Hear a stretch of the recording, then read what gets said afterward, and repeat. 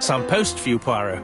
Mr. Hercule Poirot, you fancy yourself, don't you, at solving mysteries that are too difficult for our poor thick-head British police. Let us see, Mr. Clever Poirot, just how clever you can be. Perhaps you'll find this nut too hard to crack. Look out for Andover on the 21st of the month. Yours extra, A, B, C. Oh, it's some sort of joke. Maybe, but please remind me to inform Chief Inspector Japp.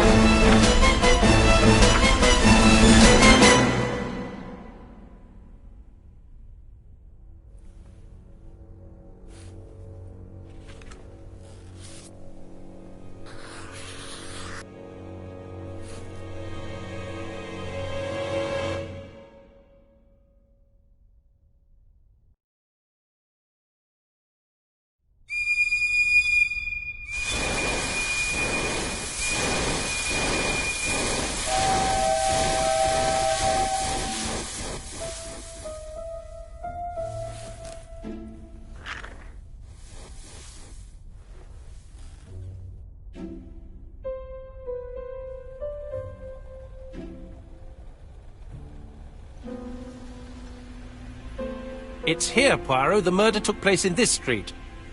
Grim place indeed. Tout à fait, Hastings. The streets of Andover are in a terrible state. Look, there's Chief Inspector Japp. He's talking with a policeman. Let us try not to get our shoes wet.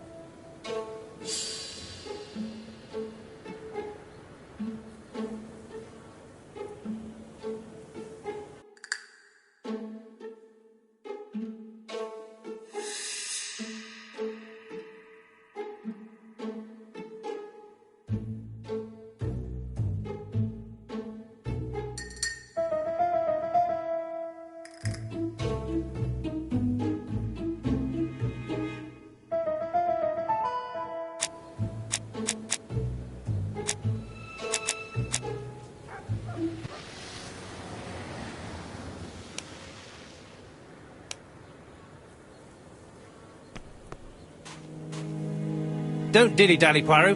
Japp will be waiting.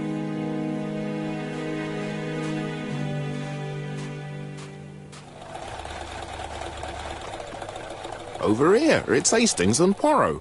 You missed the 9 o'clock train? We took the 10:30. Luckily the service is good to Andover. So, Chief Inspector, what do we have? The victim is called Alice Asher. She owned this tobacco shop. She was killed yesterday with a blow to the back of the head. At what time? Let me just check.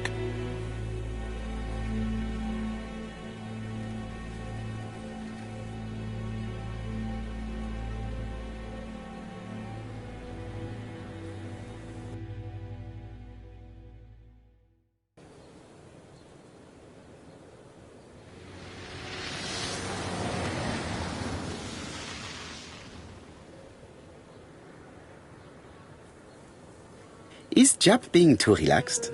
Let us find the clues that prove it.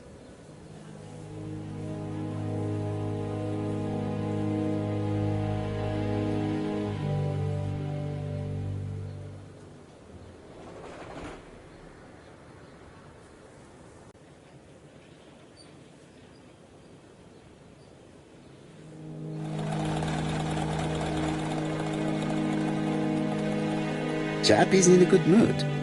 I bet he thinks he's already caught the culprit.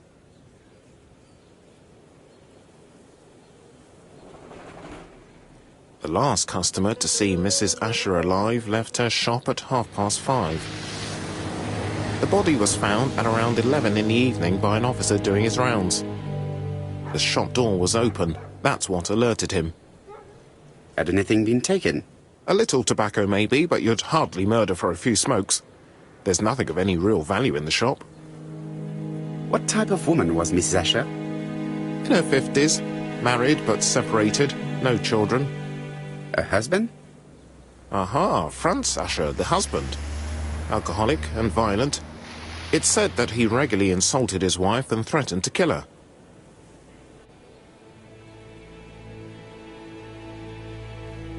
Do you think he's guilty? We'll look for Franz Asher. If he doesn't have an alibi, the case is closed. A very unoriginal murder. Peut-être. May I examine the crime scene? Of course, old chap. I'll be with you in a minute, Poirot.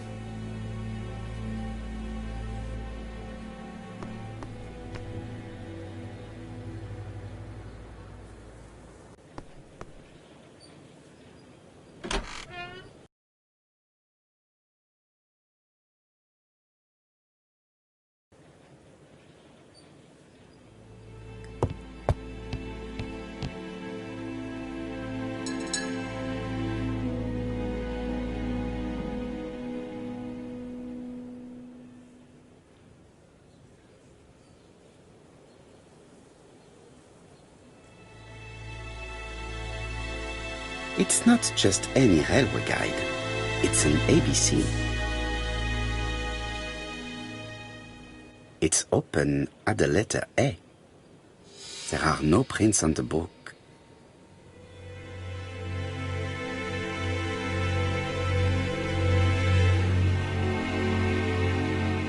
Red liquid is oozing out.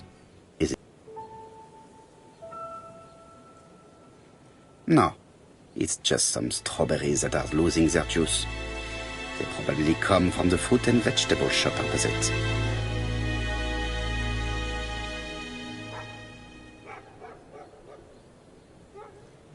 The counter is covered with fingerprints all on top of one another. Unfortunately, it will not be possible to use them.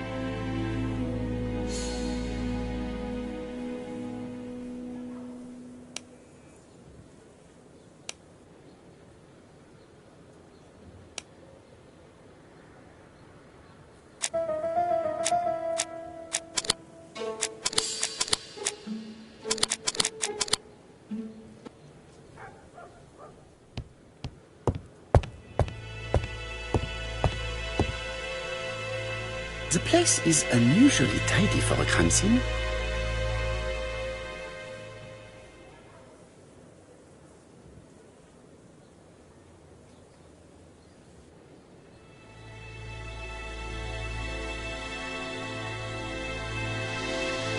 Nothing suggests any sign of a fight.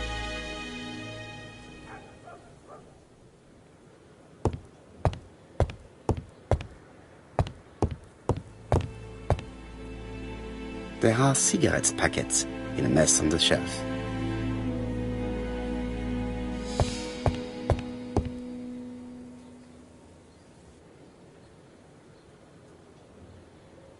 She has a packet of play cigarette next to her hand. Did she drop it when she fell? This poor woman's head is resting in a very even-shaped pool of blood. This poor woman's head is resting in a very even-shaped pool of blood. The body is hidden by the counter and is not visible from the tobacco shop's door. Many customers must have thought that Mrs. Asher had popped out.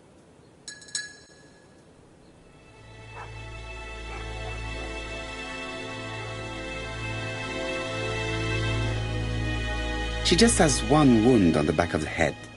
There are no other wounds or signs of a struggle.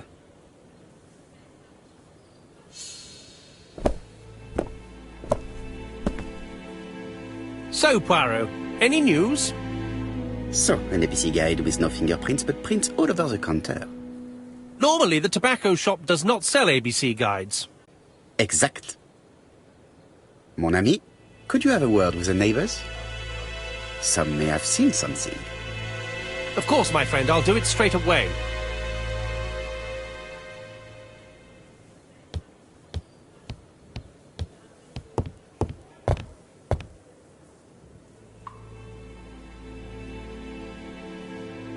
I can't see any other mark on the floor.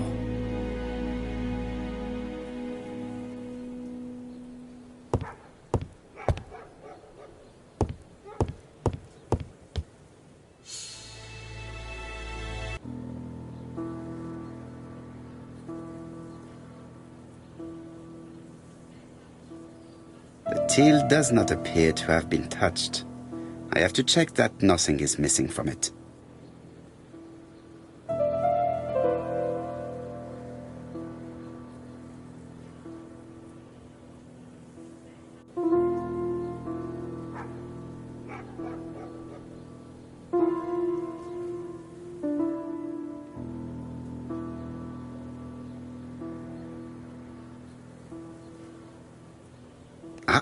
A mechanism has just made a fan click.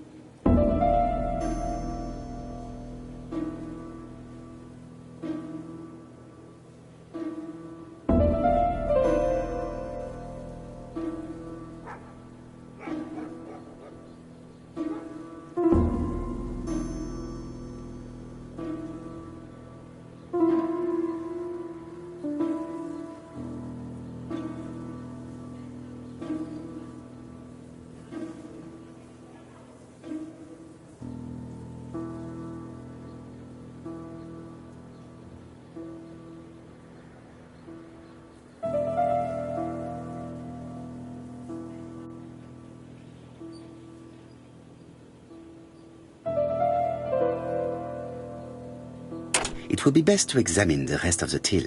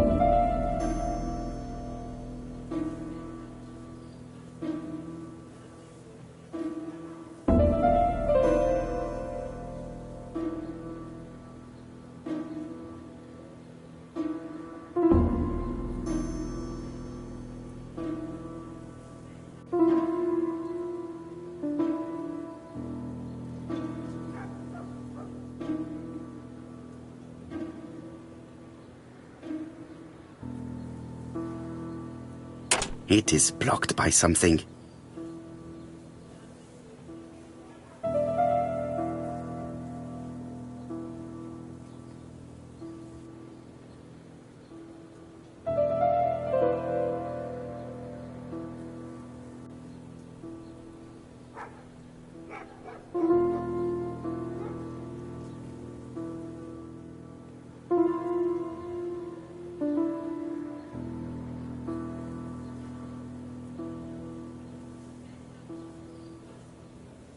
It will be best to examine the rest of... It is blocked by something. It is blocked by something. The till is full of money, but there is something strange.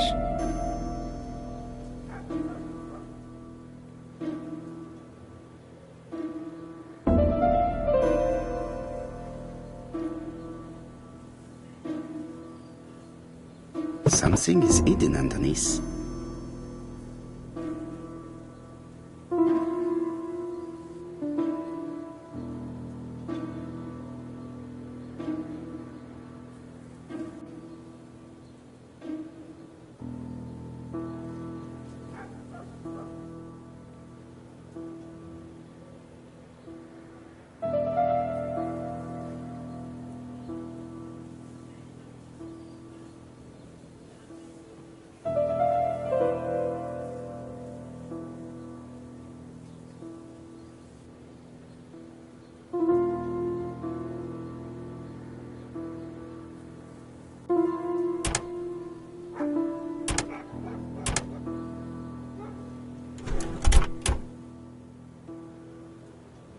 This must be the key.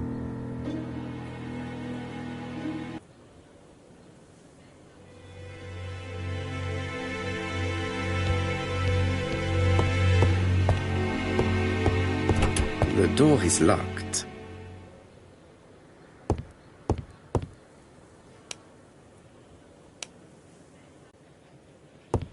The door is locked. The door is...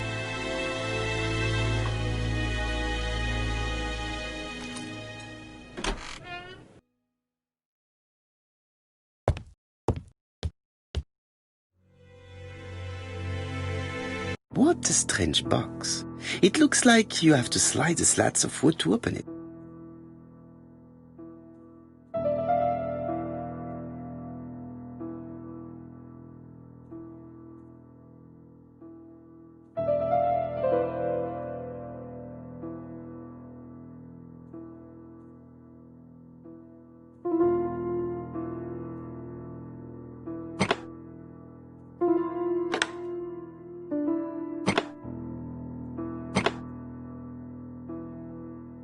This button appears to activate.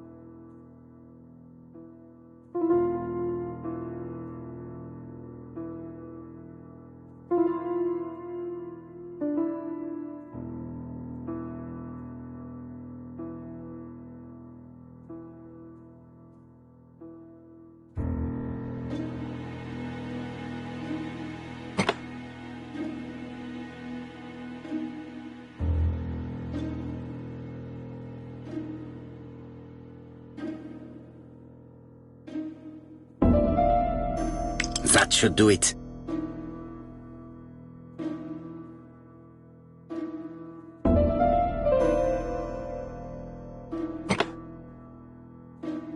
A necklace of bright. Who is this young woman? To my dear Aunt Alice, married Howard.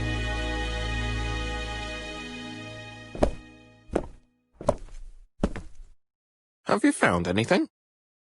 The victim has a niece. We must find her.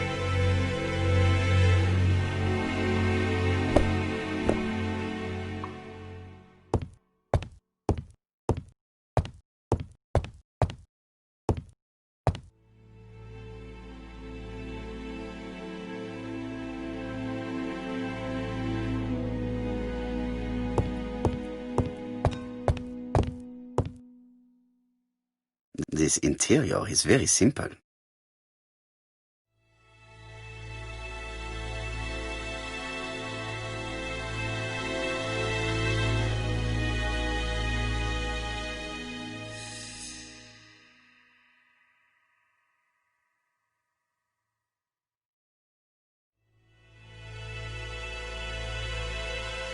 Mrs. Asher lived very simple.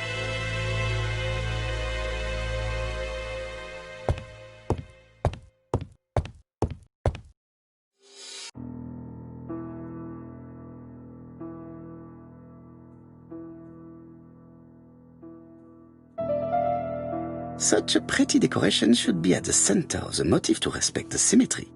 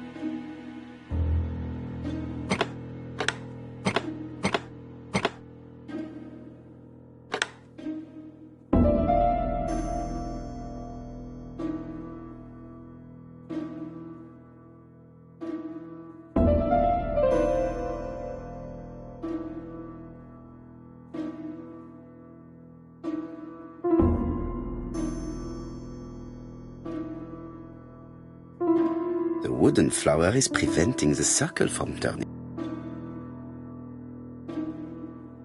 The wooden flower is preventing the circle. The wooden flower is.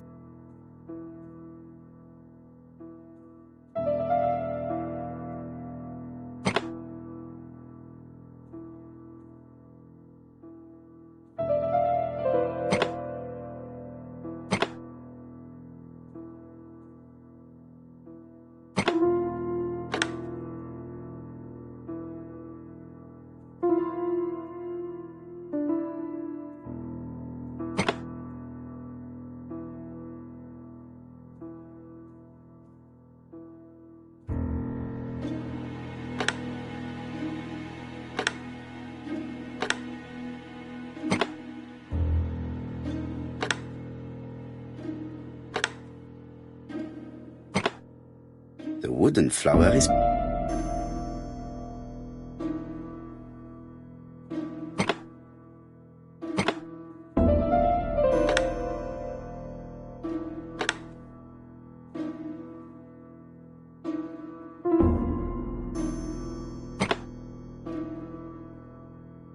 I heard a faint sound.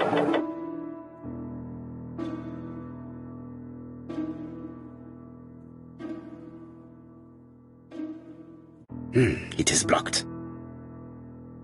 It is blocked.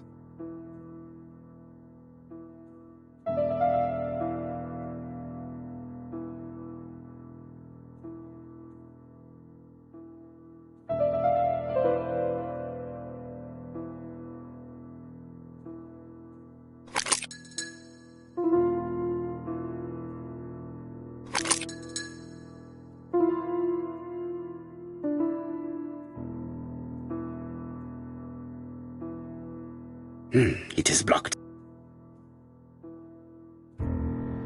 It is blocked.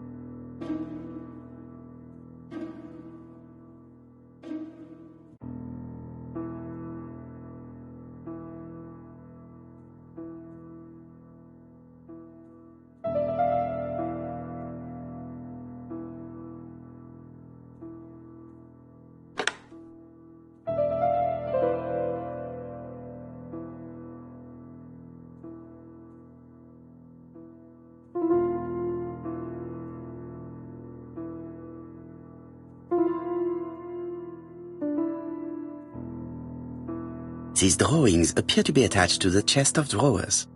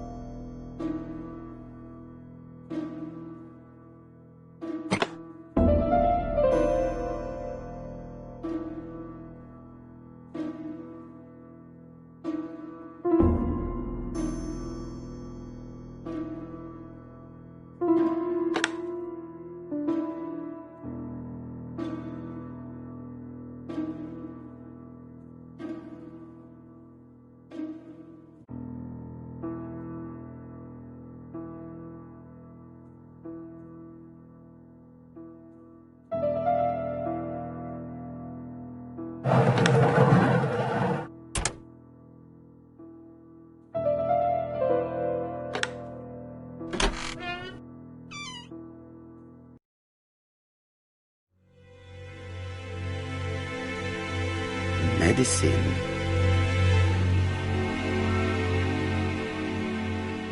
Laudanum-based cough medicine, Mrs. Asher, and Dover Morley Laboratory, London. It's strange to find such an elaborate medicine from a leading London laboratory in the home of such a modest woman.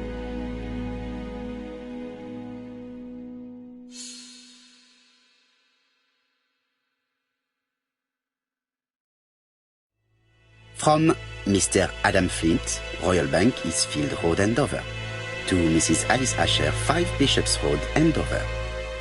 Dear Mrs. Asher, further to your request of 12 February 1935, I have informed my superiors of your wish to apply for a loan to acquire the lease of the shop you rent from Mr. Fairfax. Despite the seriousness of your case, I regret to inform you that your request has been denied. The amount of your personal contribution, £11, is not high enough and represents too small a part of the final transaction. I remain at your disposal for any questions. Adam Flint. Mrs. Asher's meager savings were not enough for her to own the tobacco shop, but will largely cover her funeral costs.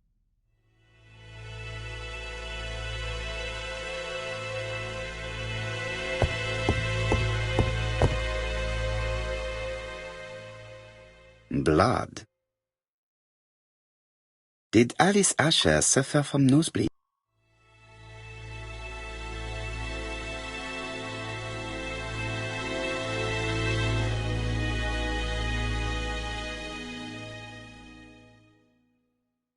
An inscription in German. Souvenir of our honeymoon in the Black Forest. To my Alice forever, Franz Asher. The Ashers were a lovely couple when they were young. Let us now try and get our brain cells to work.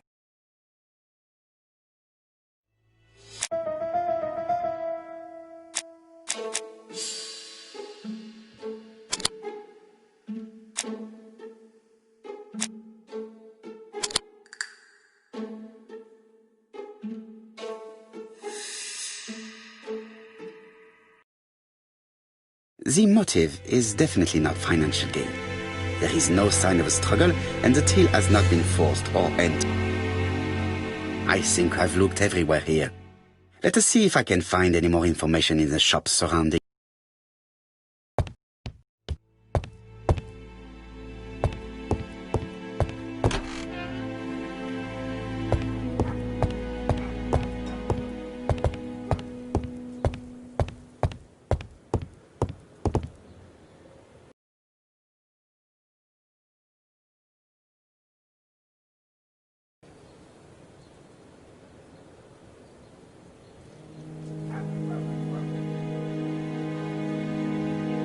Fourpence a lettuce, a lovely large lettuce, 4p only.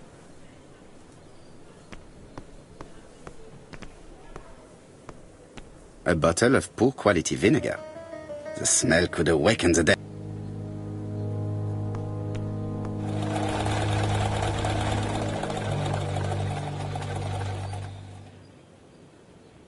This woman appears to be a smoker.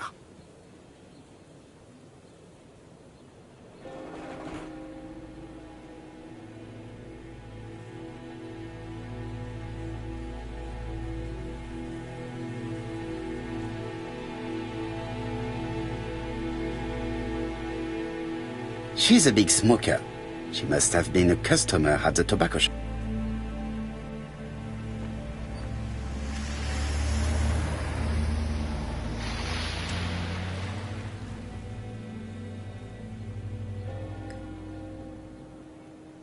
Did you know Alice Asher well? And for starters, who are you? I'm Hercule Poirot, the detective. You're foreign, that's for sure, with your accent and your odd way about you. And you're here about Alice's murder, I suppose. Well, I've nothing to say to you. Did you speak to the victim yesterday? No, I never saw her. Please try and help me, madame. Why should I help you? For your beautiful moustache? Heh. Come on, move along now. You're scaring away my customers. Please, do not be ridiculous.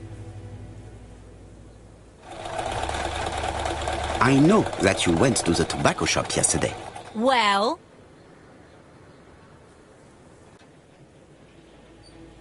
It is your duty to tell me if you saw something unusual. Who do you think you are telling me what to do? Get away from my stall!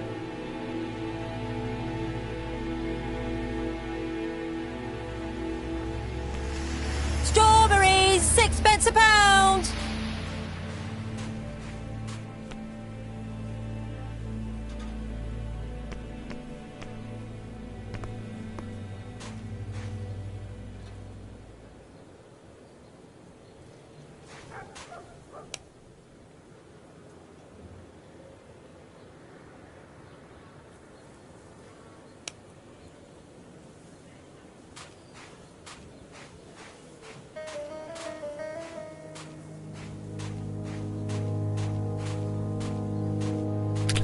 Dash! A puddle! How clumsy!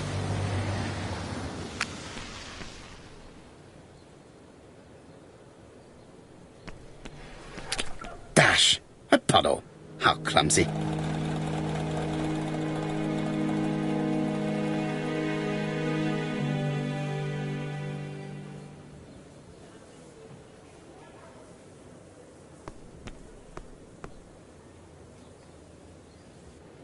This place is run down.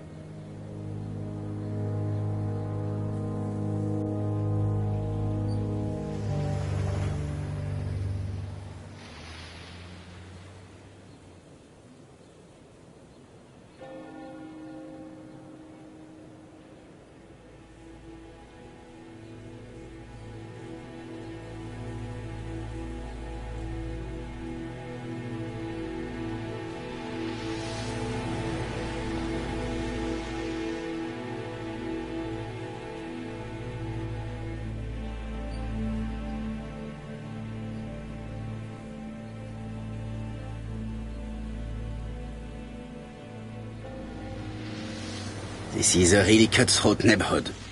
Anyone could have committed the crime.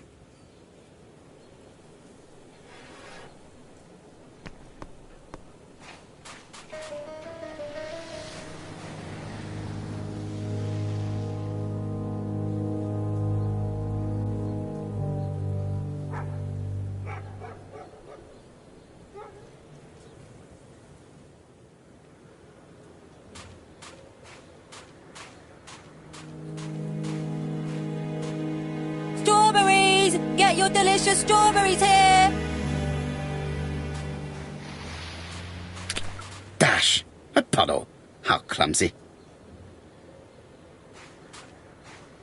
4 pence a lettuce!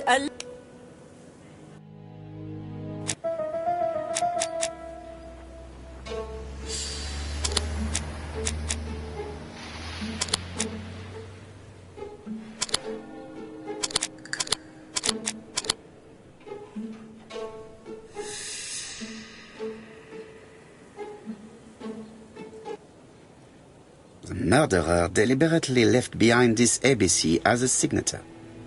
The absence of fingerprints and the fact that it is open at letter A for Andover leaves little doubt.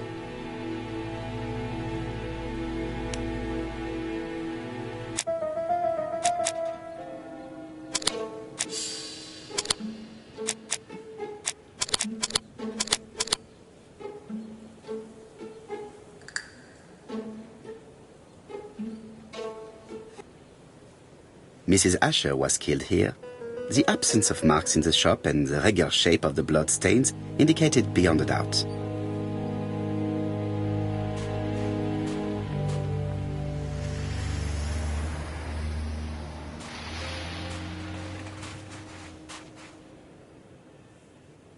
Hey, Poirot! Is the greengrocer causing trouble? I'll sort her out. No, please, leave her, Chief Inspector. I'll get her to talk later. I found the victim's niece. She's waiting for you in the back of the shop. Thank you, mon ami. I'll question her.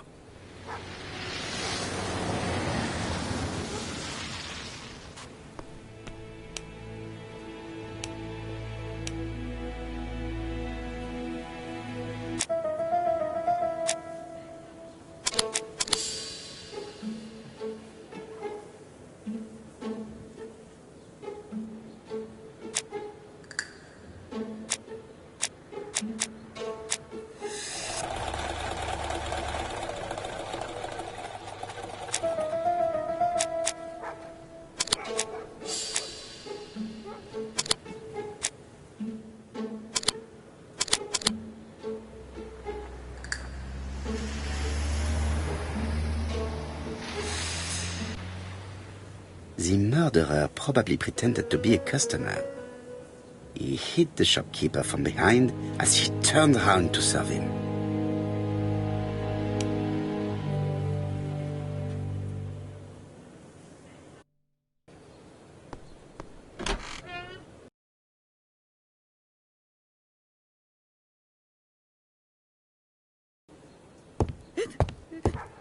Jap had the body removed out of respect for the victim's niece. His attention is commendable.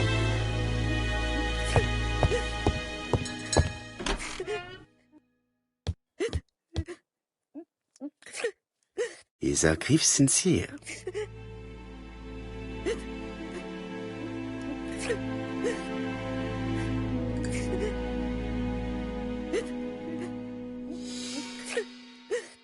She appears to be very upset.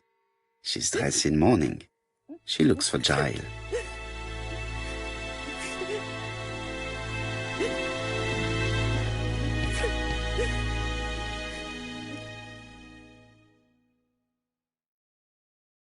You were very fond of your aunt, am I right? She was the only family I had since my mother died. Your aunt did not have any children, is that correct? No, she was separated from her husband. What do you think about Franz Ascher, your aunt's husband? He never left her alone.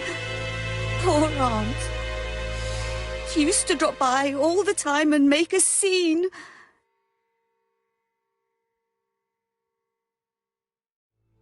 You were not very surprised when you heard what happened? Oh, but I was. You see, it was a nasty piece of work, but up until yesterday it was just empty threats. He shouted a lot, but she wasn't afraid of him.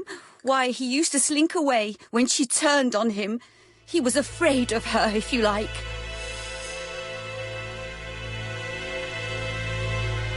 Did your aunt enjoy good health?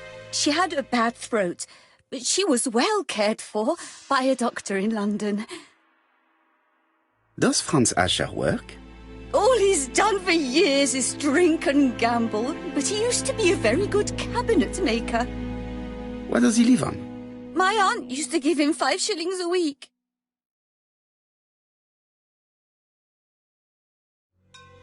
Why did she support such a goods for nothing? He was her husband. She couldn't leave him with nothing. I understand. You have been of great assistance, mademoiselle.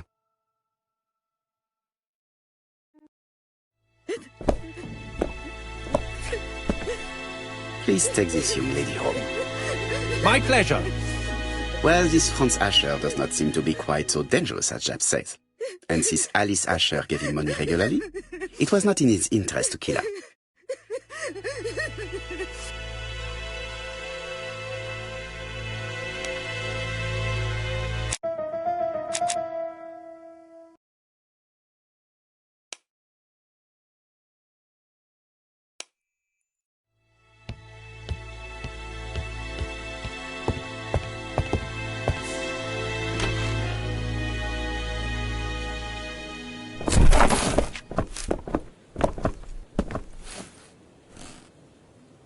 We have to wait for him to sleep it off.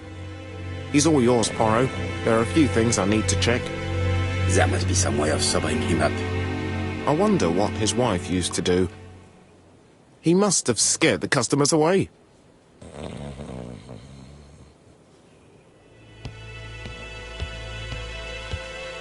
There are cigarettes packets in it. He's not in any condition to be questioned.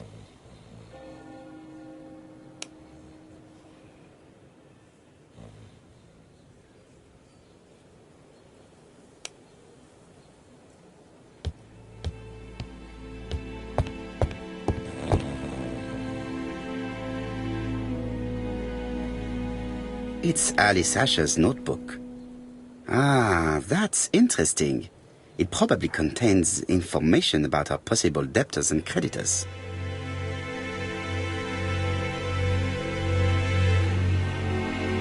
Bodley. The fruit seller has debts too. She will probably be more cooperative thanks to this piece of information. Mary Drower was telling the truth. Mrs. Asher regularly gave money to her alcoholic husband.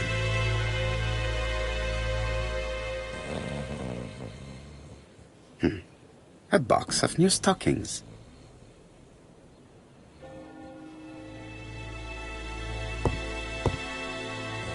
He's not in any...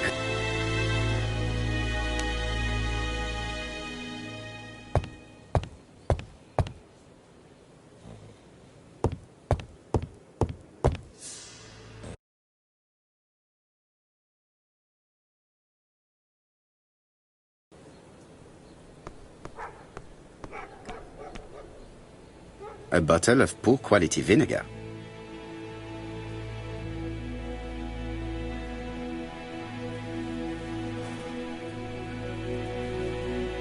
Your fruit is rotten. What? A foreigner dares to say that? According to the victim's account book, you owed her £10 for tobacco and magazines. That's a lie. She owed me £1. I swear. Enough lies! It's not lies. But you're not quite as clever as what you think. Now, please be so kind as to explain this. Look at my account book. Alice owed me £11 for fruit and vegetables. I may have had a slate at her shop, but she had one at mine. She owed me £1. And that reminds me I have to get it back from her niece. That is quite enough. Your account book has saved you. But I might ask Chief Inspector Japp to throw you in the cells for 1 or 2 nights while he checks your entries. Do you want to go to prison? Prison? Now that's not fair. I haven't done nothing. In that case, I am counting on your full collaboration. Yes, sir. Of course, sir. Listen, I didn't kill Alice, I swear. But it's true that I did go to the shop yesterday. At what time? 6 o'clock. She left me a note saying she wanted some strawberries if I got some. I received them late, about 6. So I took them over to her. But you did not see her. She wasn't in the shop, so I just put the strawberries on the counter and left. Did you see anything unusual in the shop? No. Well, maybe one thing. There was a railway guide on the counter. Alice didn't sell them. Maybe it's the customer who left it there. You were not allowed. I thought Alice had just gone to get her medicine from her room and that she'd be straight back. You mentioned medicine. Something for her cough. She used to take it a lot. Who do you think killed her? France. Her scoundrel of a husband. He was always after her for something. Well, he's a foreigner. Sorry, sir. What I mean is he's German. That's even worse. Did you see Franz Asher enter the tobacco shop late yesterday afternoon? Well, no. But at that time of the day, the streets are packed, and I have better things to do than watch her shop.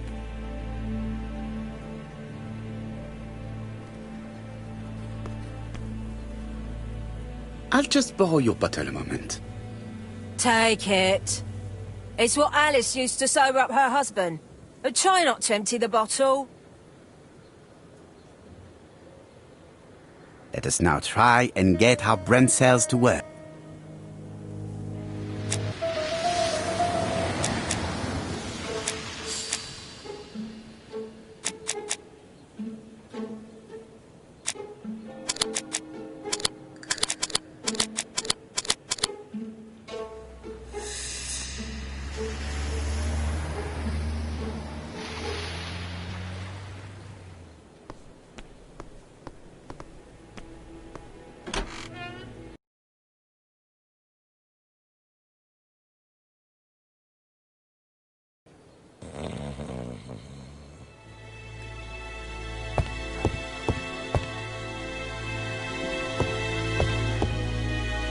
He's not in any condition to be...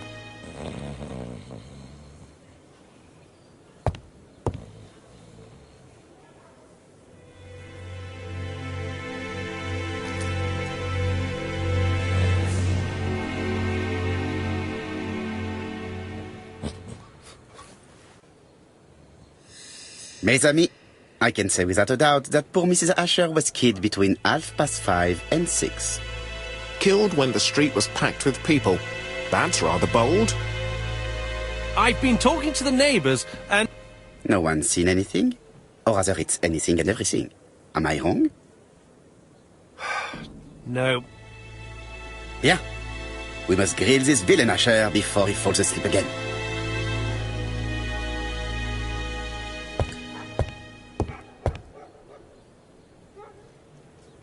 This man is in rather a bad state.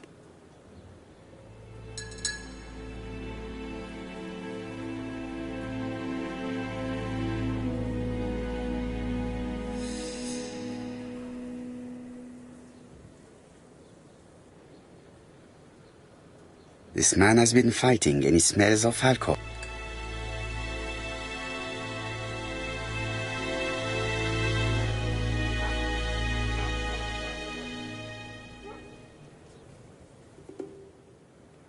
Care for a cigarette, monsieur?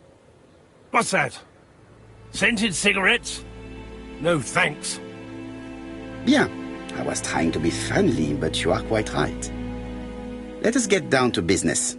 You threatened to kill your wife, and now she is dead. So what? You shouldn't take things so seriously, sir. Nothing but empty threats. We didn't get on all that badly.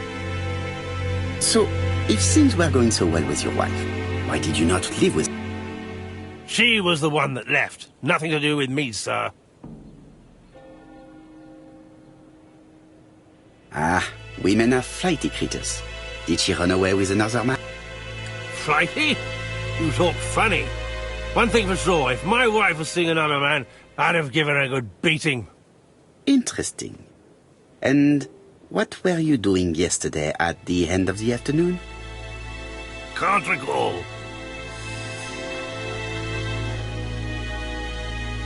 Come on, my friend. Try to remember. It is important. I'm really sorry, sir, but I don't remember a thing. I see. But maybe you do remember threatening to kill your wife? So what? You shouldn't take things so seriously, sir. Nothing but empty threats. We didn't get on all that badly. Are you often involved in fights? I don't know what you mean.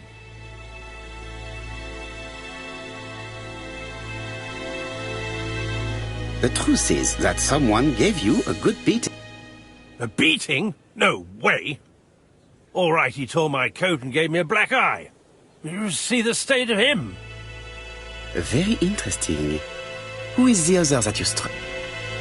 Probably best if I tell you everything. Yesterday afternoon, I met Roderick Tanner. We'd bet on a dog fight together. An illegal bet. Not... Yes, sir. Our dog won. Roderick got the money, but he refused to give me my share. And you fought about it. What time was it? In the evening, about 6, I think. We were on the other side of town. You see, I couldn't have killed my wife.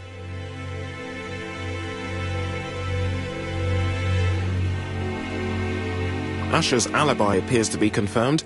All the same, I'm going to call and check that he did have a fight with this Tanner on the afternoon of the murder. You can never trust this sort of chap. One thing is certain, Asher was a ruffian who used to beat his wife. But he's not very educated. It certainly was not him who wrote the letter signed ABC. Let's resume, Hastings. We know the murderer pretended to be a customer. He did not kill her for money, that appears to be certain. I agree with you on that point. And the murderer left an ABC guide as a signature. Therefore, it's likely he wrote the letter. Indeed, but that doesn't explain why and how he did it. You are quite right. Why he did it is a mystery. But as for how he did it, we do know enough to try and reconstruct the events.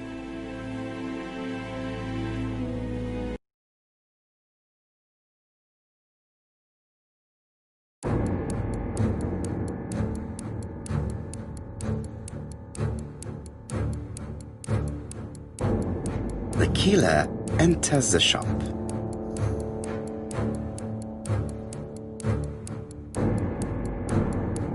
Mrs. Asher turns around to greet her customer.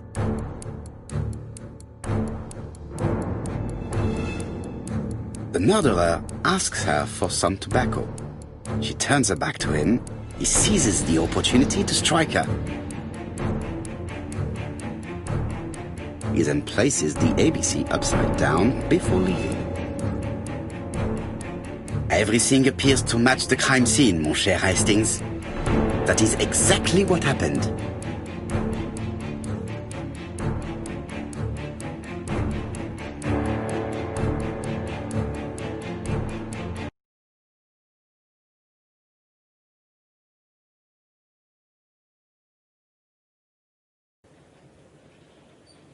Asher has a strong alibi and we don't have any other suspect.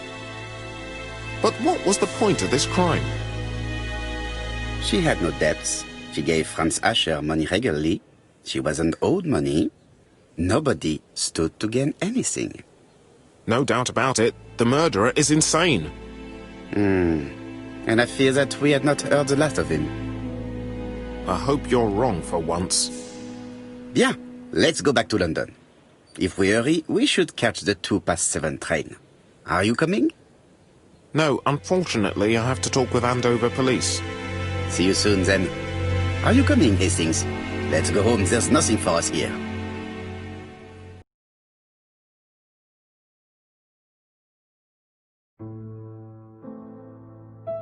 Well, do you have any idea about the killer's identity? The crime was committed by a man of medium height, with red hair and suspicious eyes. He has a slight limp on the right foot, and a wart just below his shoulder blade. Poirot! Mon ami, what do you want? You fix upon me a look of dog-like devotion and demand of me a pronouncement à la Sherlock Holmes. Now for the truth. I do not know what the murderer looks like, nor where he lives, nor how to set hands upon him. What shall we do, then? Nothing. Nothing? Do not be so impatient, Hastings. The killer will manifest himself soon enough. I thought I heard the postman. Maybe there's some news. I would go and see.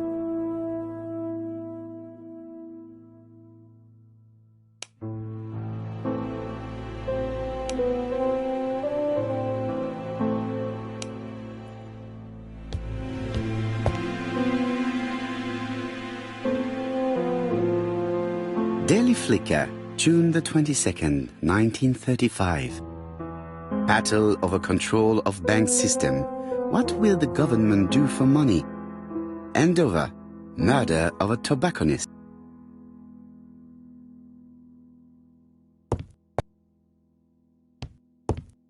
It is now the right time.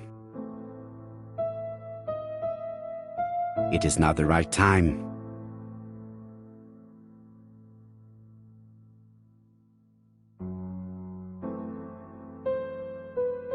Ah, some cool air.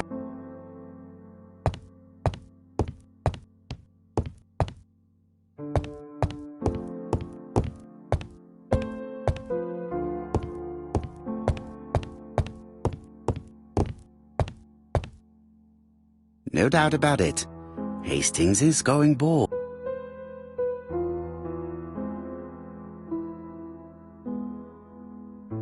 No doubt about it. Hastings is going bored.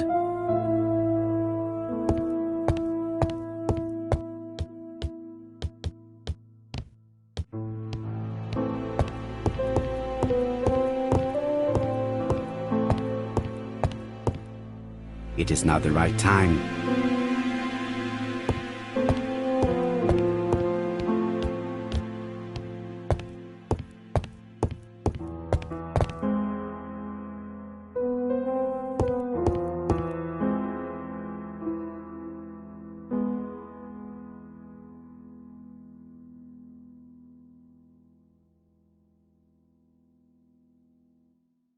Dear Mr. Poirot, well, what do you think? I believe that I won this round. The Andover affair went like clockwork, don't you feel? But the fun has only just started. I would like to draw your attention to Bexhill-on-Sea on the 25th of this month. We're having a crazy time. Best wishes, ABC.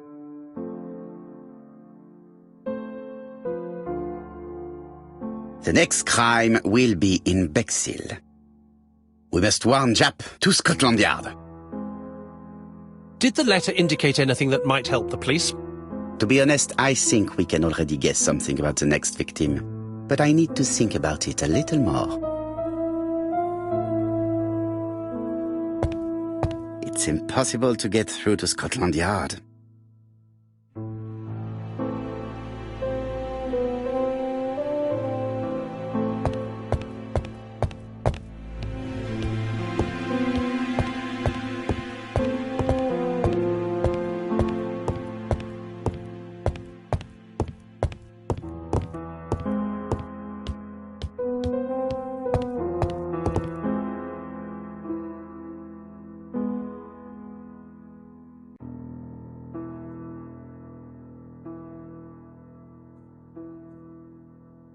Let us examine this more closely.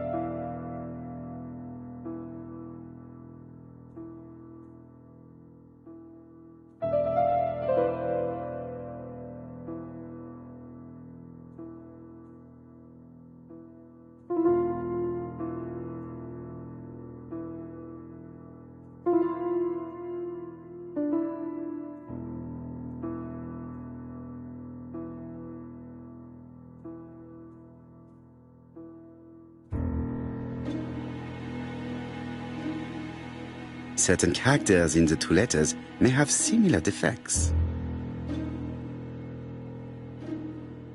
Yes, this I is weird.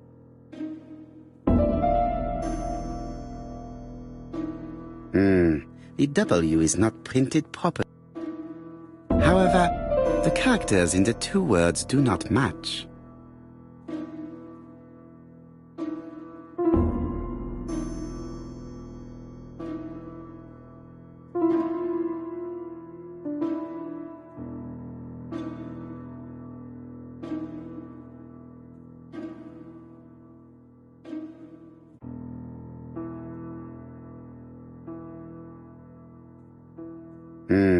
The W is not printed properly.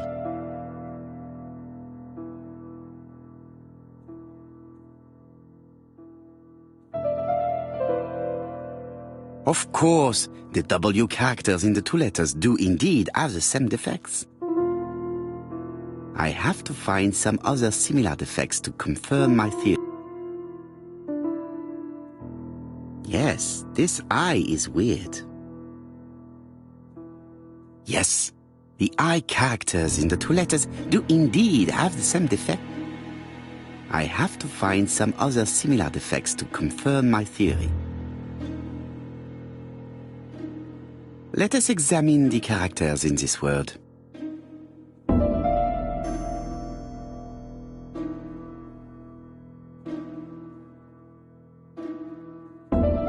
No, this character does not appear to have any defects. Let us examine another word. Yes, the A appears to be quite unusual. That's right. The A characters in the two letters do indeed have the same defects. My theory was right. These two letters were written with the same typewriter. Both letters were written on the same typewriter and show the same characteristics. You surprise me, Poirot. You usually ignore material proof. But there is nothing usual about this case, Hastings. Nothing must be overlooked. Let us now try and get our brain cells to work.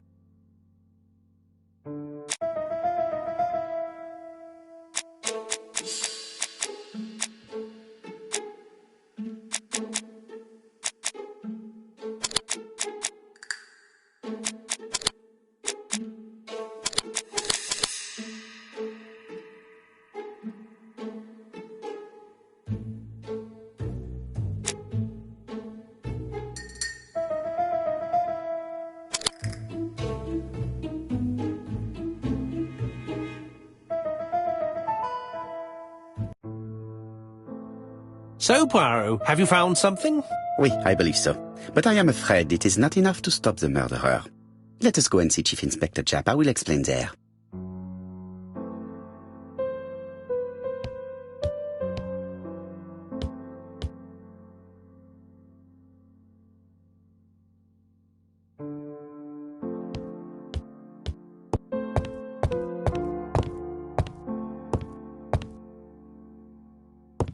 It's impossible to get through to Scotland Yard.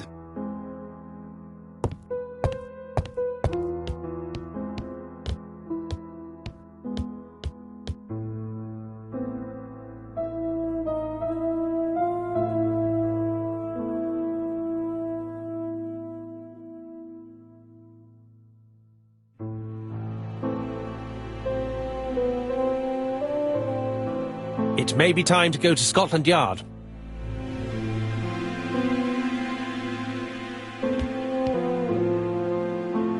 No doubt about it. Hastings.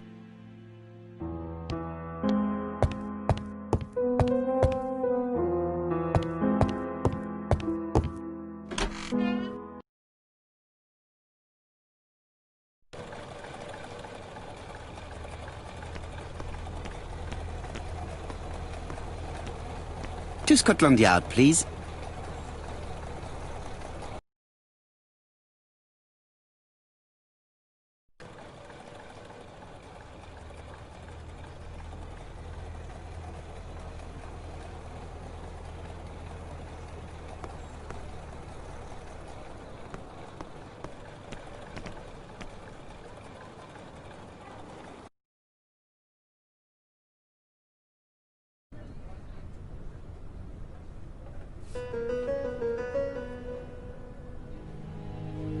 Like all hunters, Hastings has always been fascinated by weapons.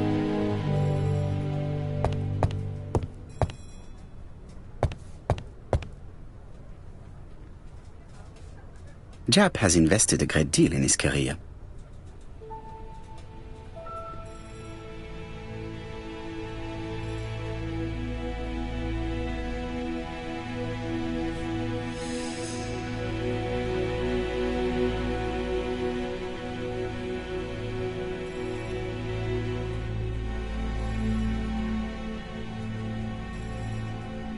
Jap is an investigator greatly respected by his peers.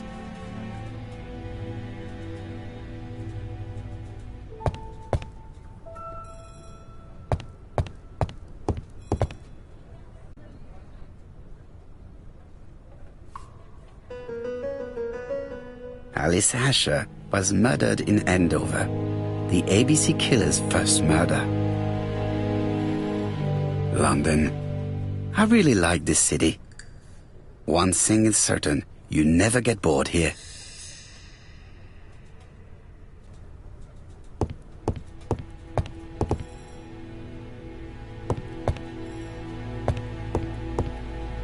Jap's interview room.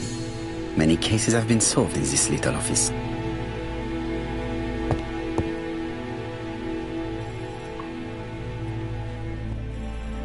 Jap appears to be snowed under.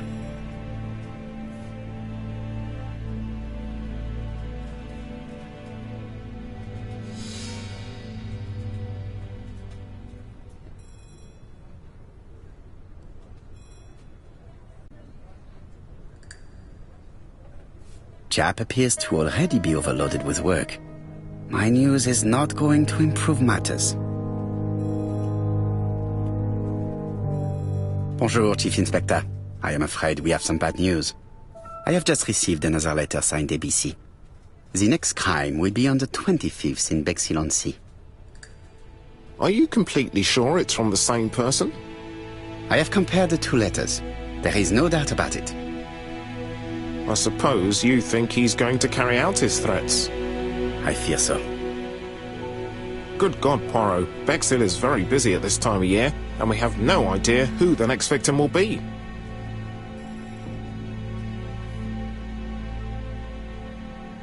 I suspect that the name of the second victim will start with B. What on earth makes you think such a thing? I thought about it when I saw the name Asher clearly written over the shop door of the unfortunate woman who was murdered in Andover last month. When I received a letter mentioning Bexhill, I deduced that the victim, like the town, might have been chosen by alphabetical order. So it's an alphabet fiend. I'm going to have a list drawn up of all the people whose name starts with B. I hope there aren't too many of them. Bien, we should leave you to work, Chief Inspector. You have a few days to prepare yourself. Thank you for coming, my friends.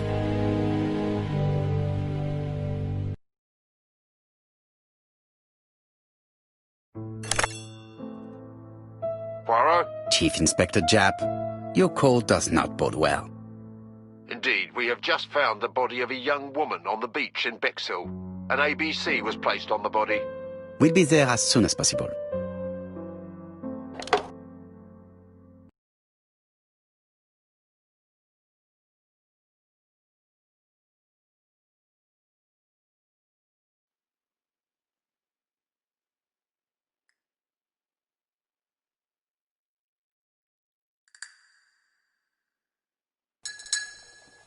Bexhill is a delightful town.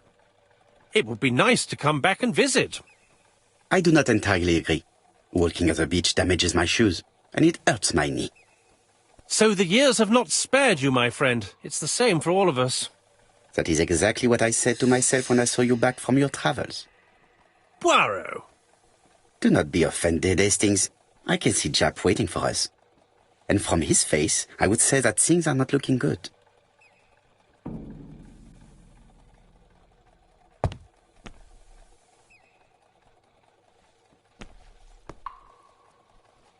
Bexhill seems to be a pleasant little town.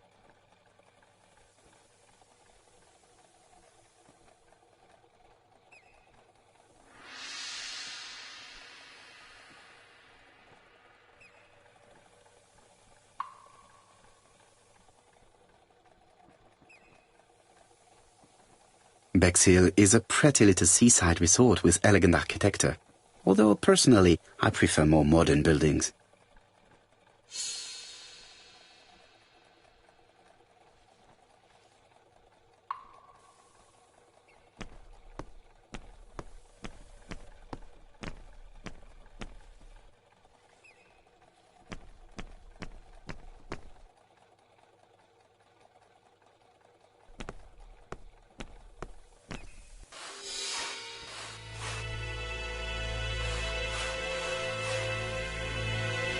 How do you do, gentlemen?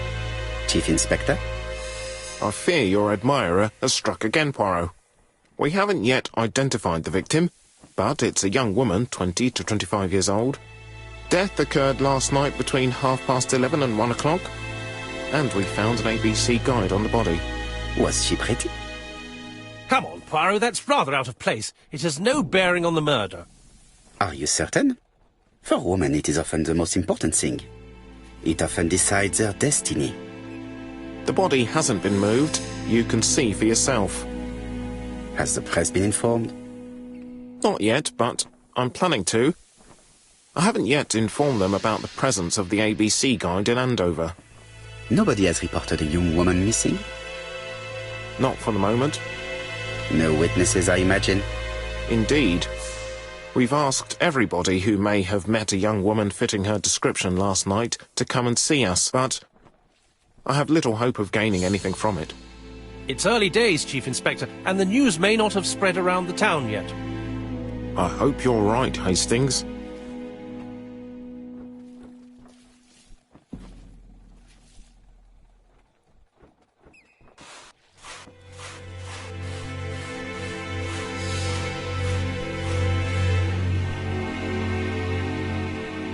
A braided silk belt. It may have belonged to the victim. These marks have been left by a rope or a braided cloth. This key is too small to be one for a house. Without a doubt, it is for a padlock.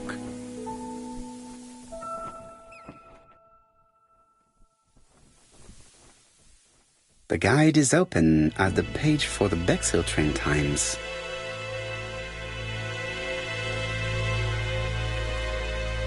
The young woman wasn't wearing shoes or a coat, and was not carrying a bag. That's strange. Either the murderer stole her belongings, or she put them somewhere safe. Maybe so that she could bath. She was a great beauty. Strange that chap didn't notice it. Apart from the marks on her neck, there are no signs of the struggle. She didn't manage to hit her assailant. Let us now try and get our brain cells to work.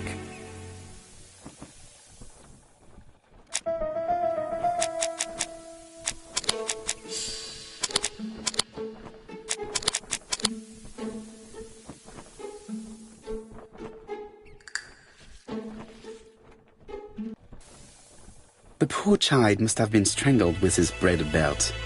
Unfortunately, in view of the fabric, it is unlikely that we will find any prints. Let us now try and get our brain cells to work.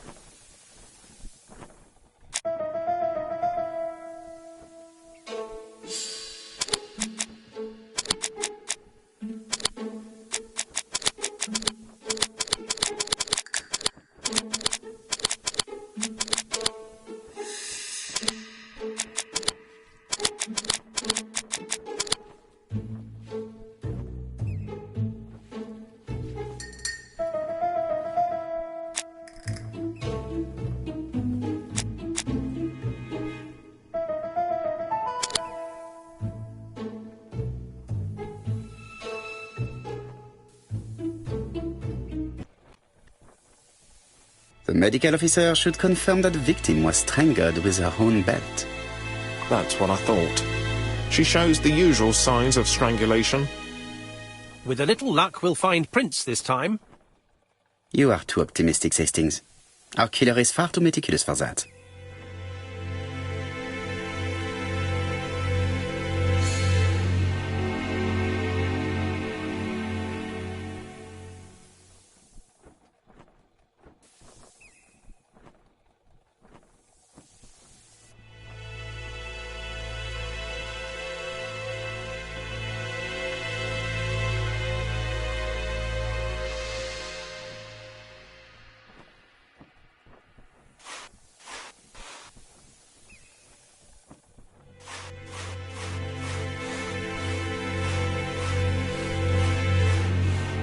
There is no doubt about it.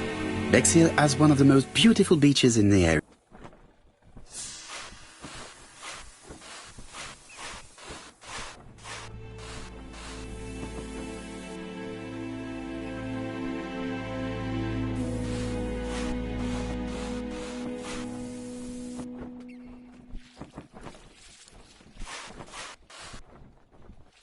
This hut is locked.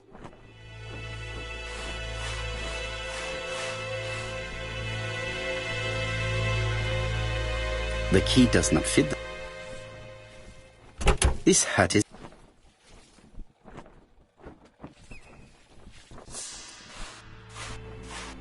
The key does not fit.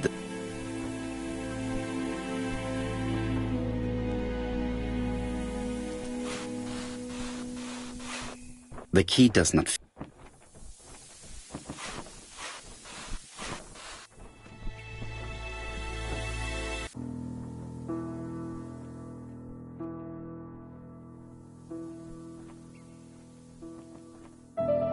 A dual locking padlock. I need to find the code and then insert a key.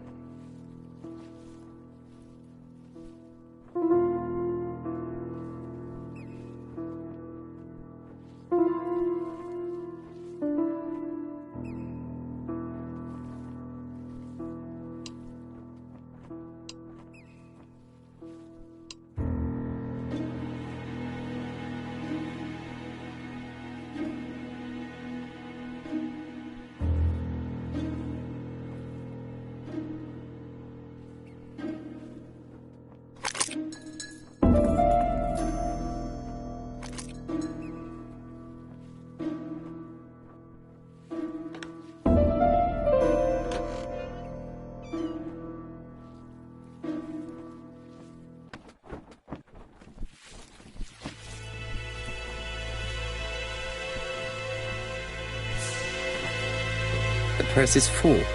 Yet again, we can dismiss theft as the motive for the murder. Here is the watch she must have removed to prevent it from getting wet. A top-brand lipstick. She liked to take care of her appearance. As well as a photo of the victim with some company. It could be useful to...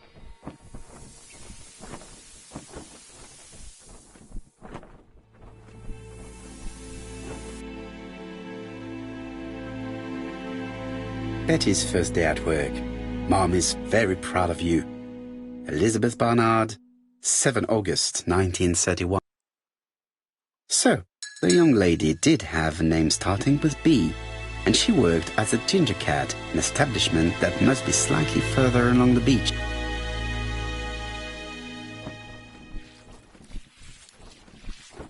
It definitely was here that the victim left her belongings.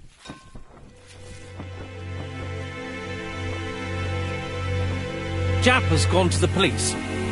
The victim has been identified and her family had reported her disappearance. She was called Elizabeth Barnard, mainly Betty. She worked as a ginger cat at the cafe slightly further along the beach. But Poirot, how on earth? Never mind. Do you have her address? Yes, she lived with her parents on the street leading to the beach, number 22. Shall we go? You are far too impatient, Hastings. Let the poor people take in the news first. Let us go and visit the cafe where Betty worked.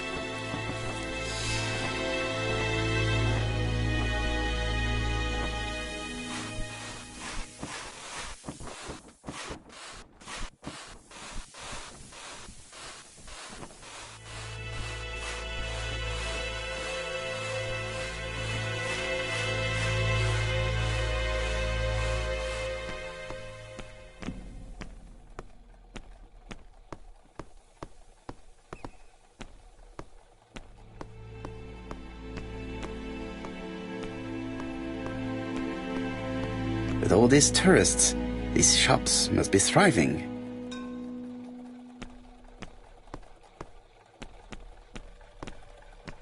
Hastings appears to be ill at ease. He appeared to be relatively indifferent to Mrs. Asher's murder, but a young woman's murder seems to be troubling him greatly.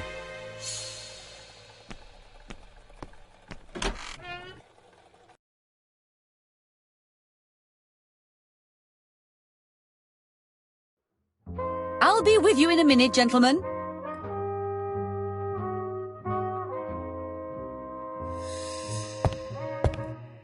This is a well-laid table. Nothing is out of place and, above all, no creases.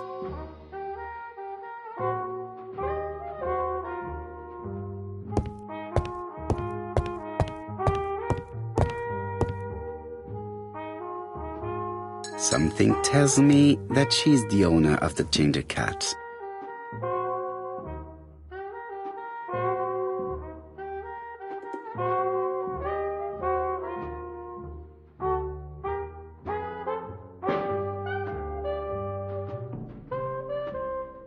This woman must be the owner of the ginger cat. It looks like something is bothering her. How can I help you? A hot chocolate and a tea for my friend, please. I'll bring it straight away.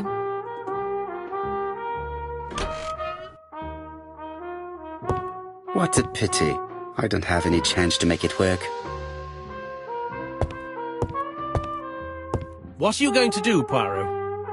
Look for clues, mon cher ami.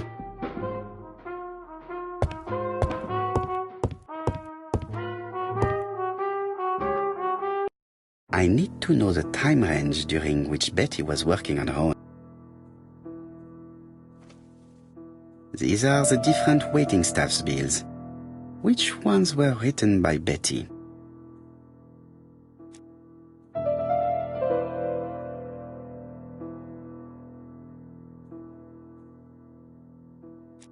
Where is Betty?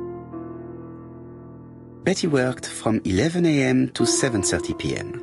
Would she have been alone at any time during her service? No, this person is not the last one to have worked with Betty. No, this person is not the last one to have worked with Betty. Interesting. Betty was alone between 5 p.m. and 7:30 p.m. Who did she serve? Interesting. Betty was alone between... No, this person is not the last one. This page won't help.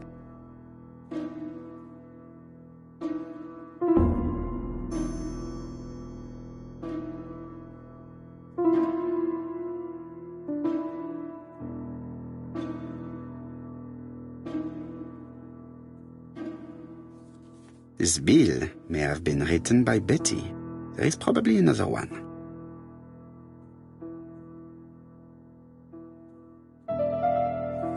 Most probably a family. No, something's not right. Betty was alone at...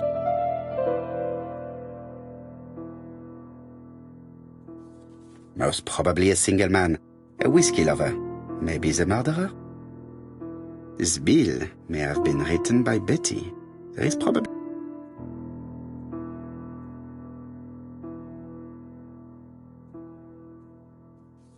Most probably a family.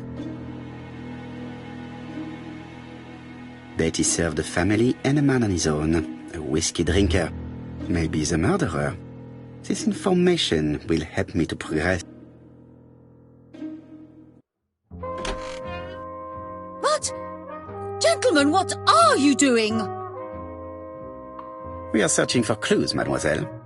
My name is Hercule Poirot. I am a detective, and this is Captain Hastings. Does Betty Barnard work here? That is correct. She should have been here a while ago. Punctuality is the first rule of politeness. I fear that Miss Barnard will not be coming today. She has just been found, dead, on the beach a few hundred meters from the cafe. How awful. Poor young thing. What happened? She appears to have been murdered. This is most distressing. How this will affect my business, I shudder to think.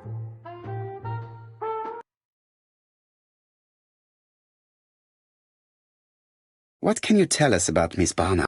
Nothing, absolutely nothing. Miss Barnard was my employee. Her private life was none of my business. You did know at least that she had a young man. Indeed. This photo was found. Is this him? Yes, that's him all right. But I haven't seen him for some time.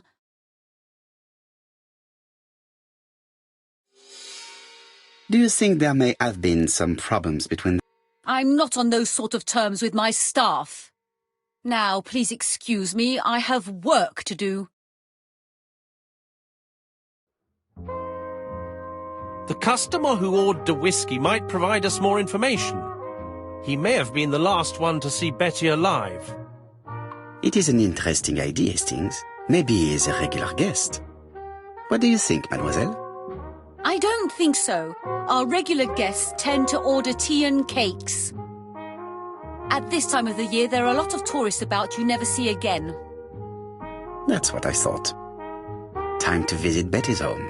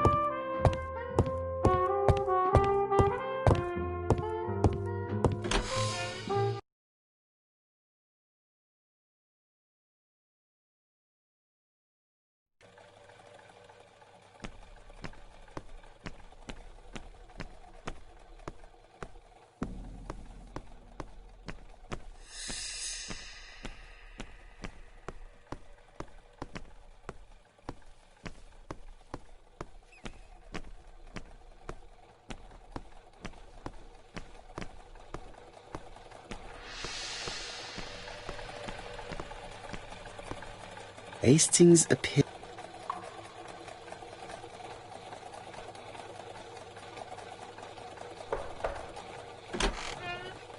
How do you do, mademoiselle? My name is Hercule Poirot. I know you. You're that detective we hear all about. I do not know if that is a compliment, but I will take it as one for now. You are Betty's sister, I believe? Yes. My name is Megan. Can we come in? Please do.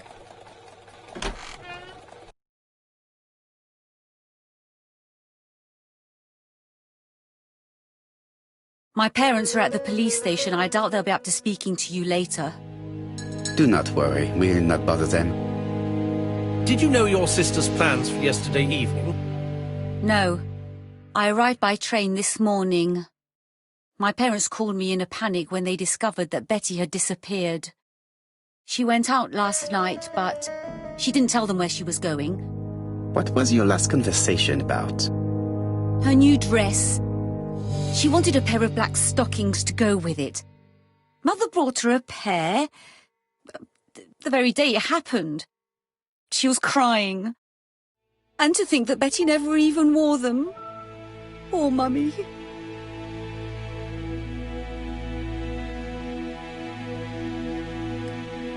This gramophone is magnificent.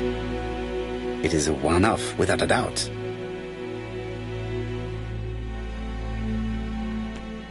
It would not be polite to visit the house without being invited to do so.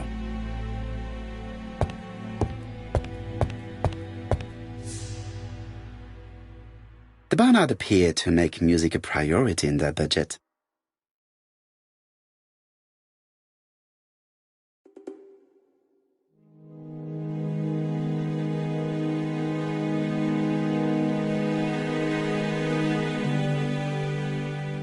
Their home is modest, but the Barnards are definitely music lovers.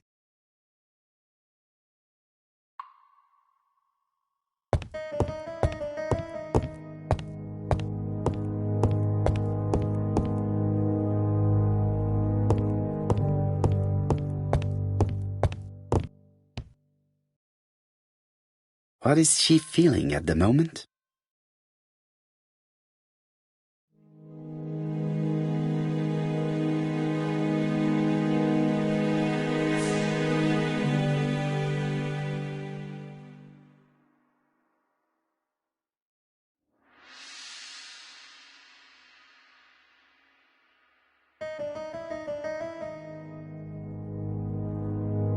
Betty's older sister is not just sad, she is angry.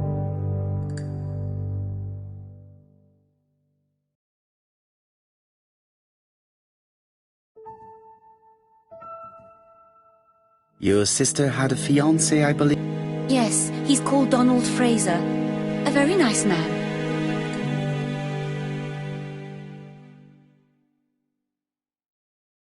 Do you know where we might find it? He works at the estate agent's, Corton Brunskill.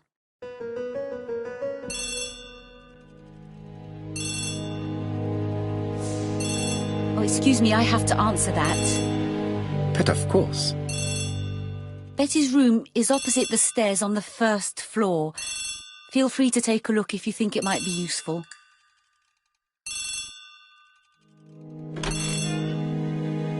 This young woman is far too clever not to have anything else for us. Do you think she's hiding something? That is what I'm trying to find out. Surely you don't think she did it? I did not say anything of the sort, but young women always ruin your judgment, Hastings. Who knows, maybe Megan was jealous of her attractive young sister. I see. She may have had her sights on the inheritance. Or maybe she was in love with Donald Fraser. We have to study all scenarios, even the most unlikely. But I doubt that Mr. and Mrs. Barnard are rich enough to justify murder. While I try and get Miss Barnard to talk, I would like you to try and find Donald Fraser. It should be easy to find the estate agents where he works. Bring him to the Ginger Cat. I would like to talk with him before the Chief Inspector finds him.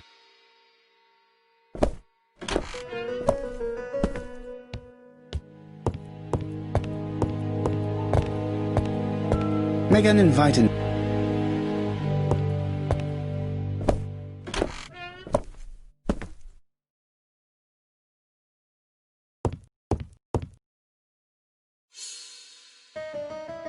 It looks like Betty was also a music lover, the same as her family.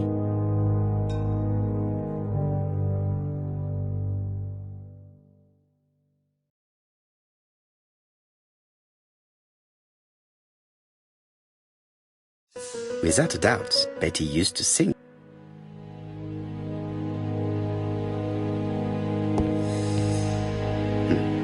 A box of new stockings.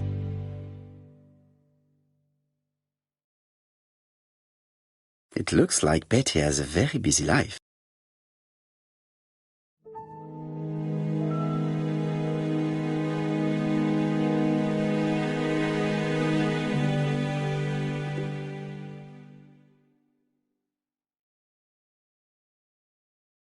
Betty liked luxury and going out, and being as pretty as she was, she probably did not have any problem getting herself invited.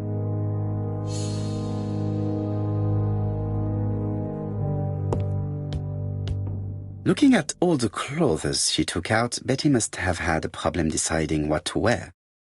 Maybe she had a date?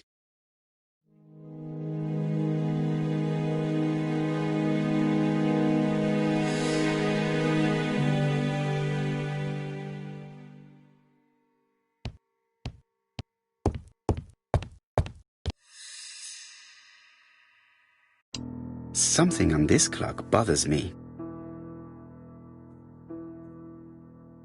Strange. A sheet of paper is blocked in the clock.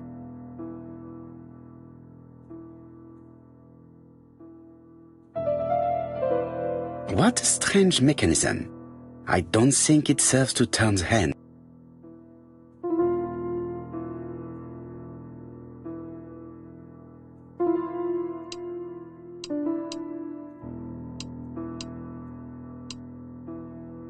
The cogs are blocked by these wooden panels.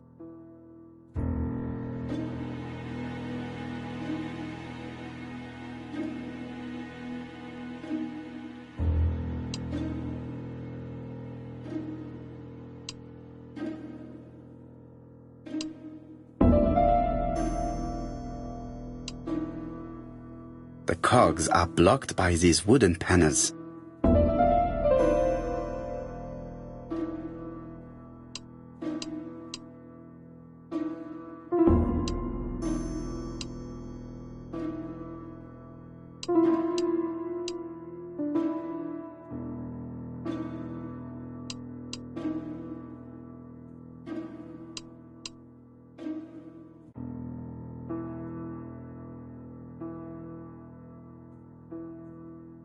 This metal disc is stuck. There, that's better.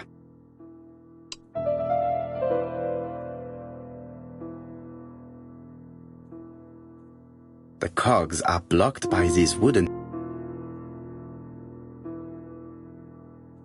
The cogs are blocked by...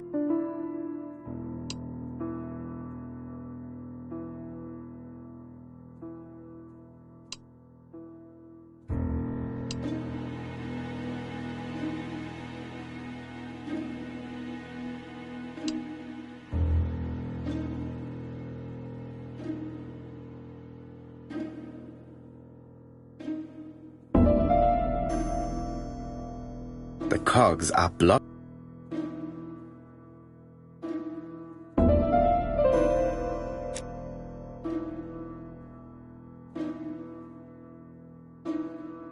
This metal disc is...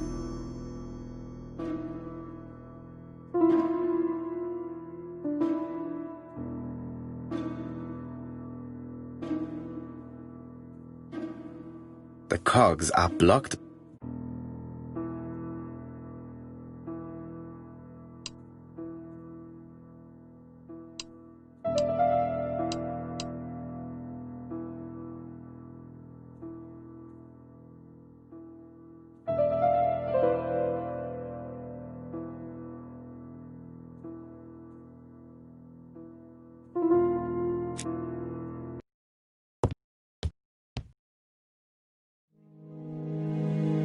A record sleeve with an handwritten title.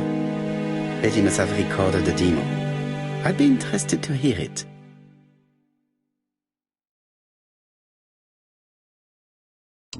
Something on disc. There, that's better.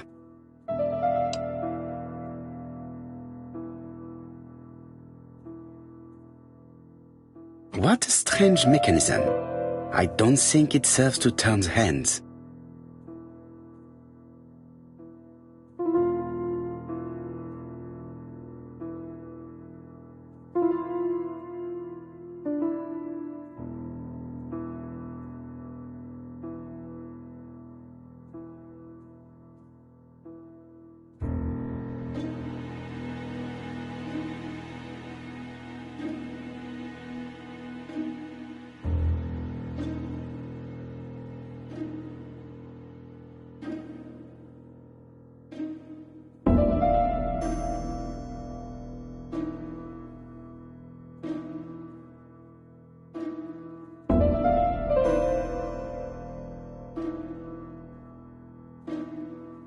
The cogs are blocked by... The cogs are blocked by these wooden...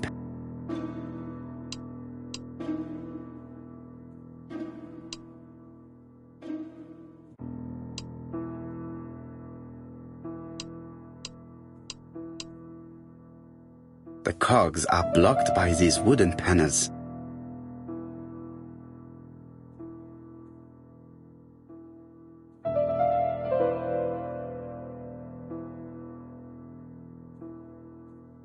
The cogs are blocked by...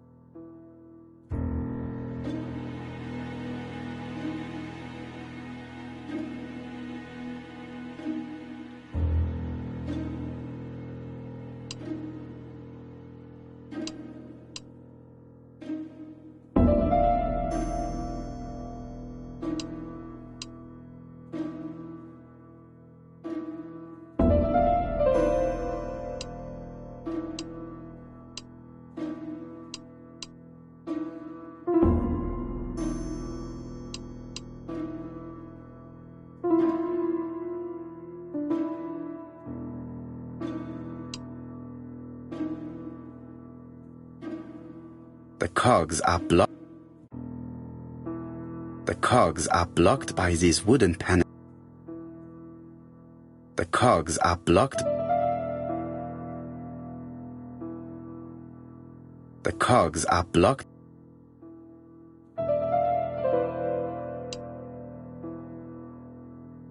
The cogs are blocked by these. The cogs are blocked by these.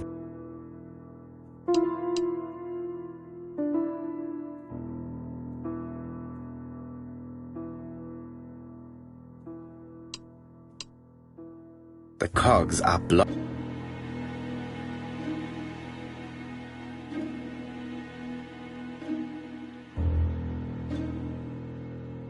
This decoration appears to be firmly fastened. This decoration appears to be strange. A sheet of this decoration appears. This decoration appears. This leg is not well attached.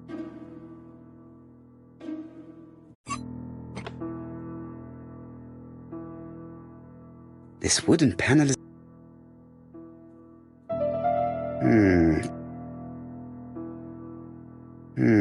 Could. Good. It should be possible. Look, a key. This could be used.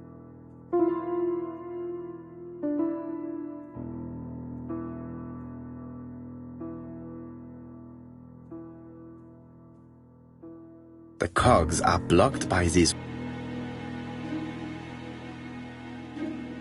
The cogs are blocked by these wooden panels.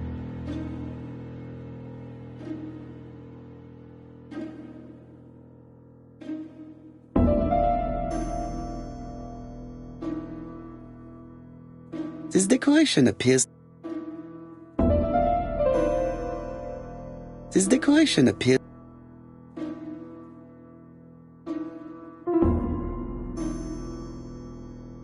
This metal disc.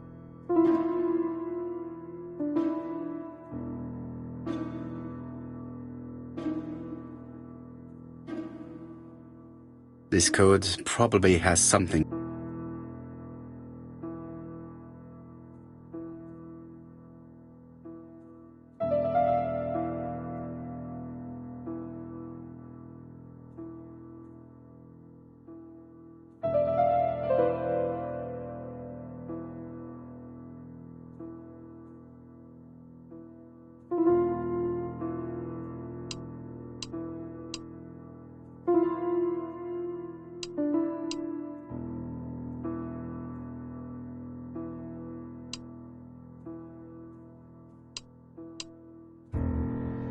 The cogs are blocked by.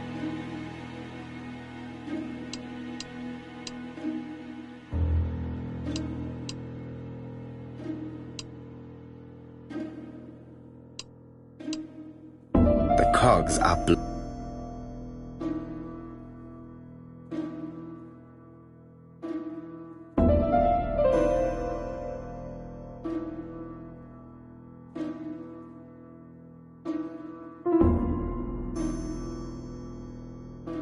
This wooden panel is blocked. This decoration appears to be.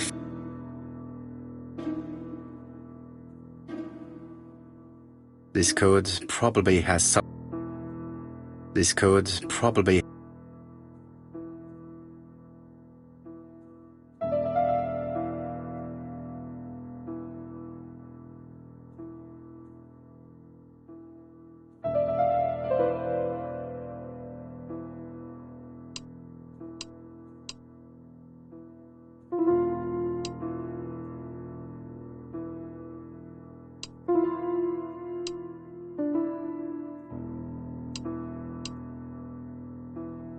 The cogs are blocked.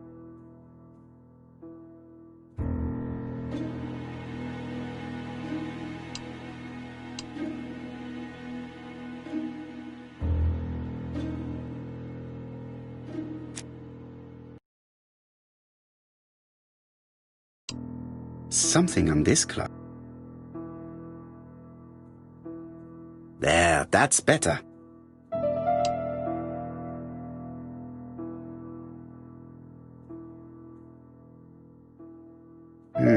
Could the...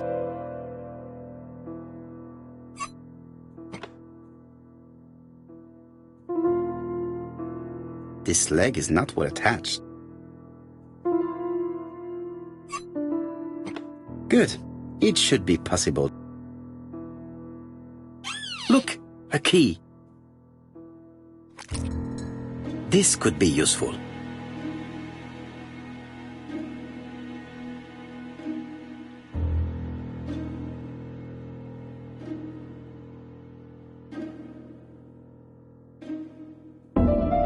What a strange mechanism.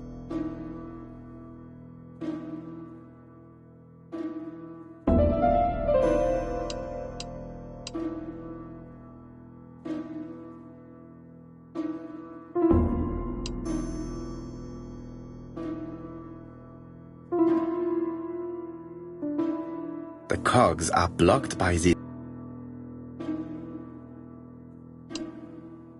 The cogs are blocked by...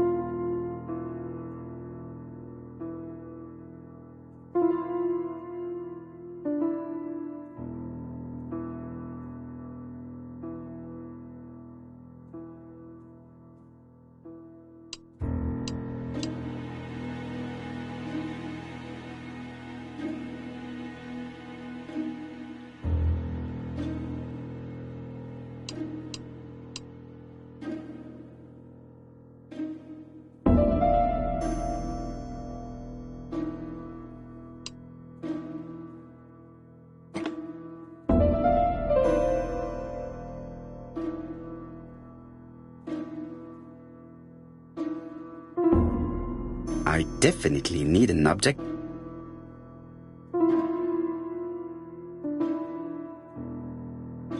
I definitely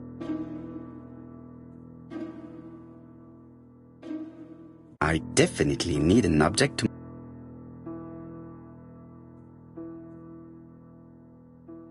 I definitely...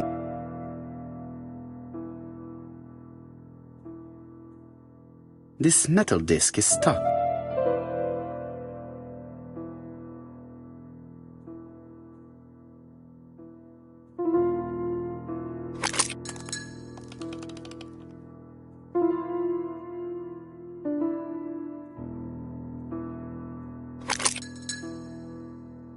The central cog is...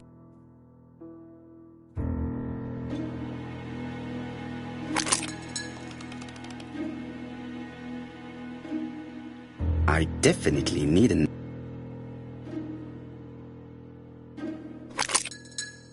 Ah! Something clicked. A new lock has appeared.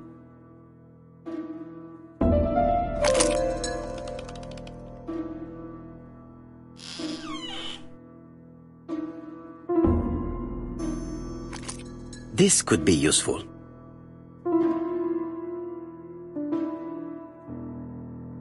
Betty, I enjoyed a wonderful evening in your company, and I hope that we will see each other again very soon. D. My dearest Betty, I know that your art is already spoken for, but you are the most beautiful dancer I have ever had the pleasure of meeting, and I am impatient to see you again. Adrian.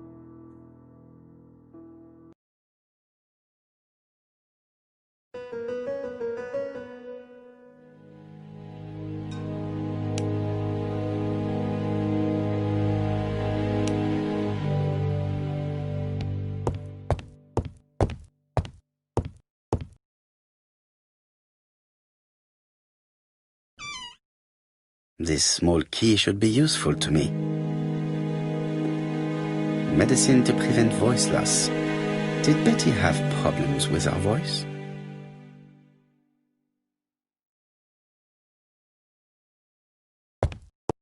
a record sleeve with a handwritten.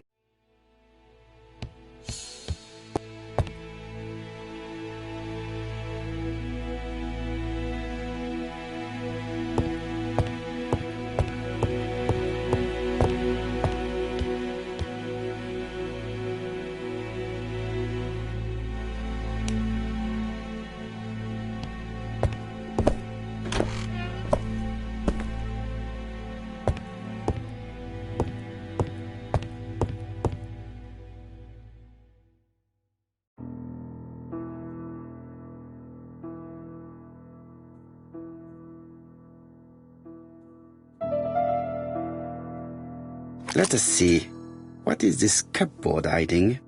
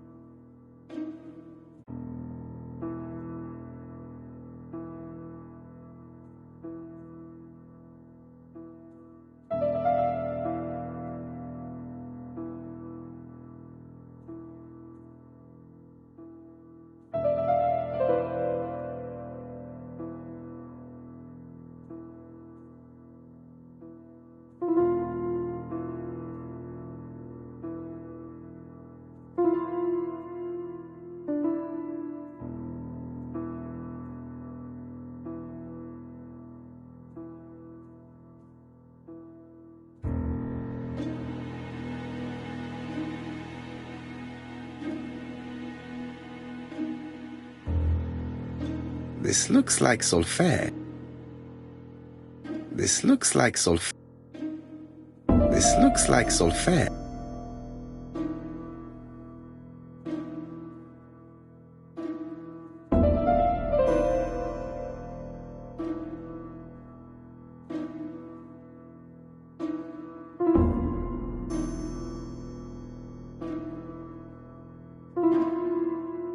This looks like solfaing.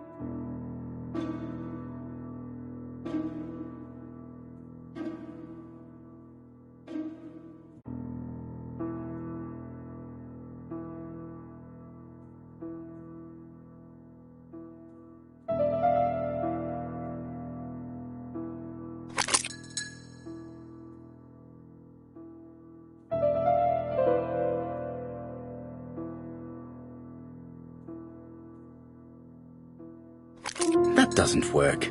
I must have forgotten a step.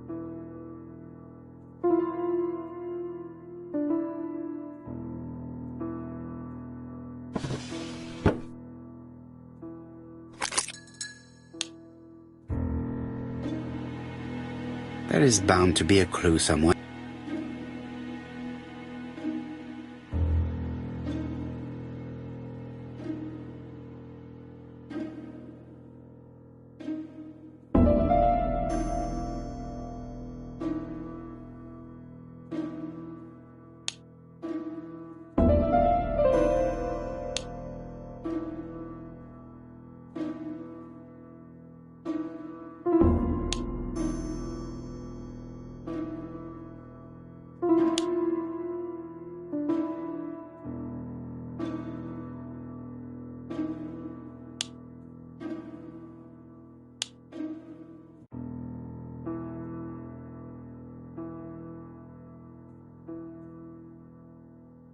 There is bound to be a clue somewhere.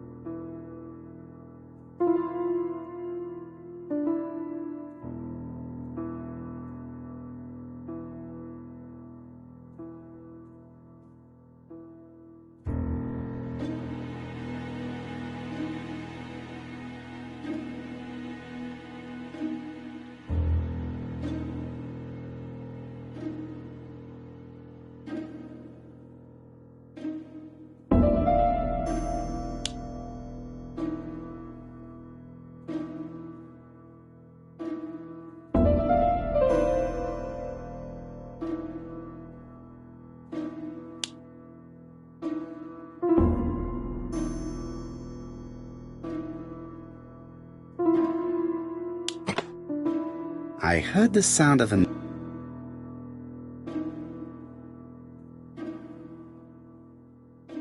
It looks like some...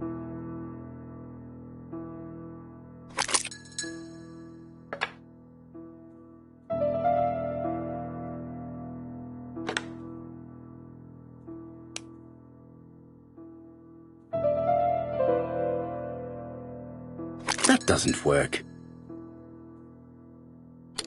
That doesn't work. I must have forgotten.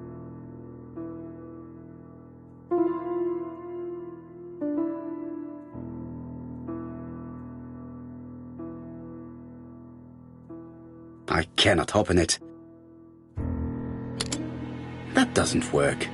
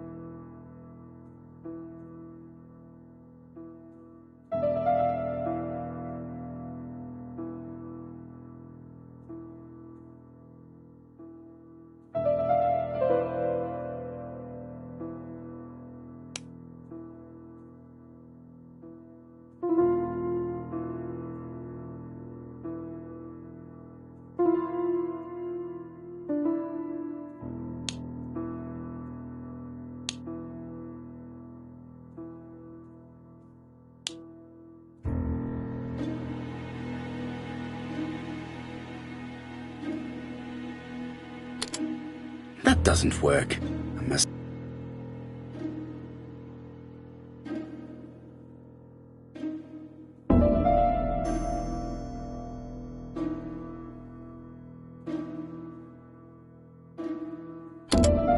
That doesn't work.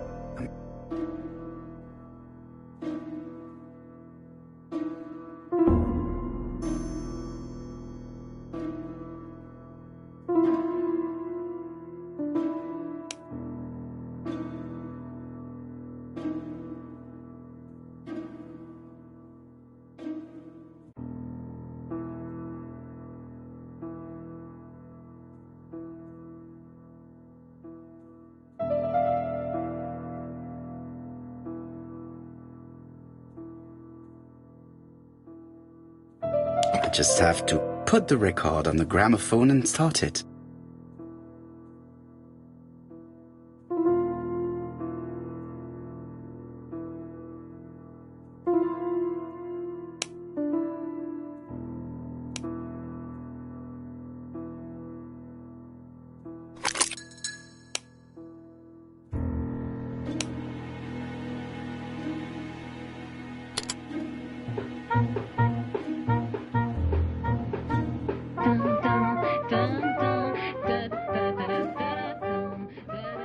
Oh, Donald! We're in the middle of recording. Sorry, Betty, but it's not wise. The doctor said you should rest your voice. You're such a killjoy sometimes.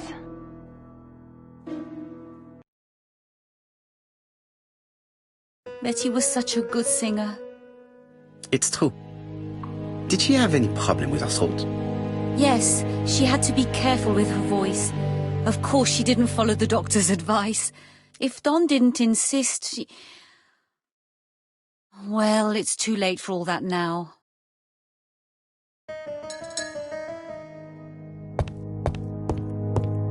Family photos and files.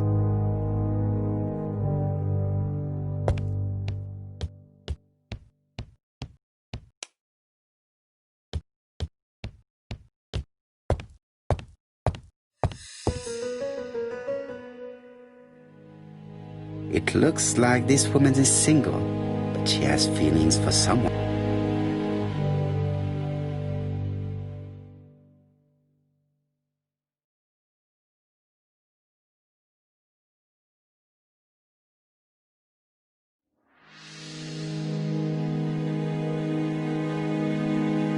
She is looking so intensely at this photo. But is it really a sister that she's studying in this man?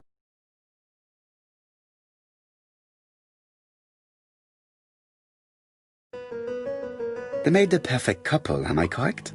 Yes, in a way. She was pretty and he... Well, He's a bright man, with a promising career ahead of him. He would have made Betty a good husband. He was always attentive and generous. Oh, a true gentleman. I hear a note of envy in your voice. You must have heard wrong.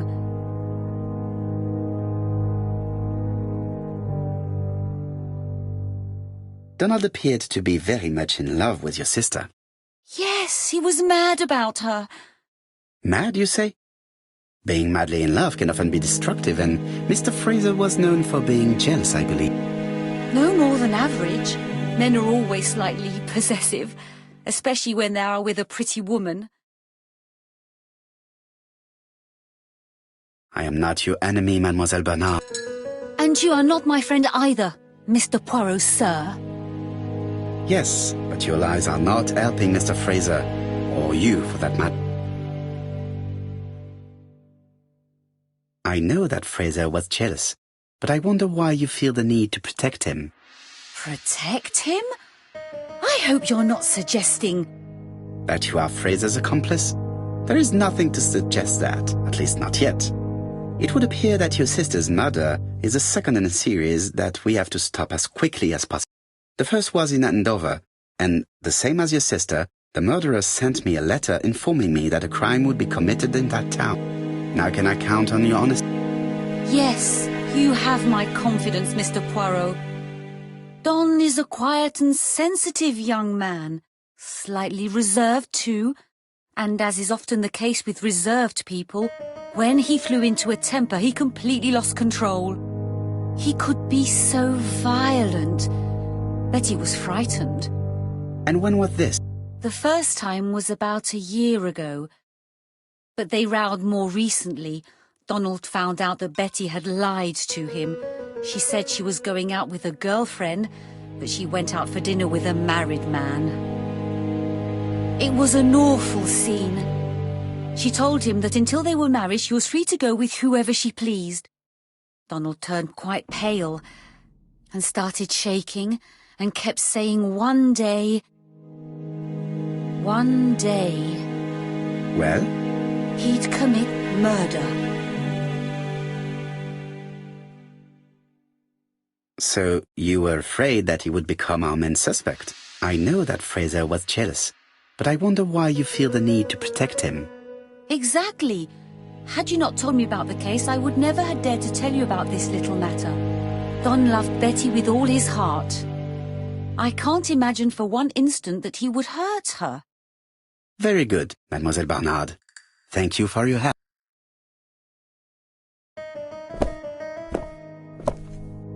Fraser is at the Ginger Cat. The police haven't spoken to him, but they want to. Très bien, Hastings. Let's see him now. Au revoir, mademoiselle. My deepest condolences to your parents.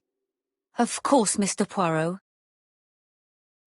And don't be too hard on Don. He's more fragile than he looks. If you say so. Let us now try and get our brain cells to work.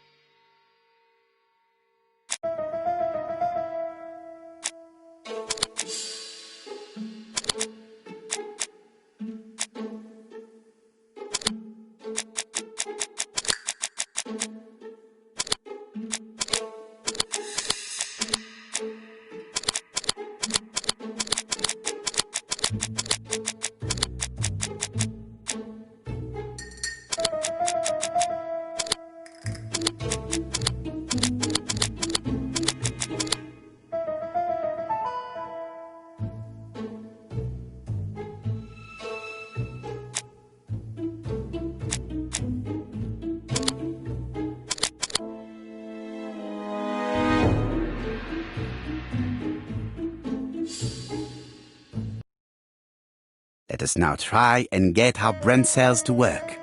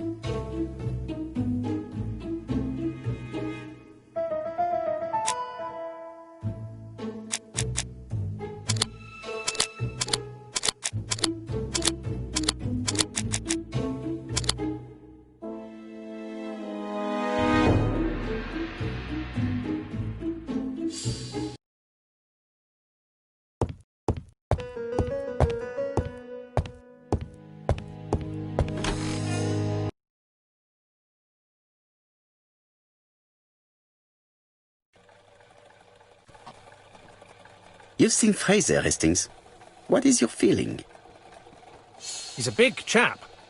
Fragile isn't exactly the word that springs to mind. I talked to his landlady before seeing him. She went to bed at 11. Fraser wasn't home yet. Bien. Megan Barnard said he is a reserved character but with a nasty temper. We will see if this is the case.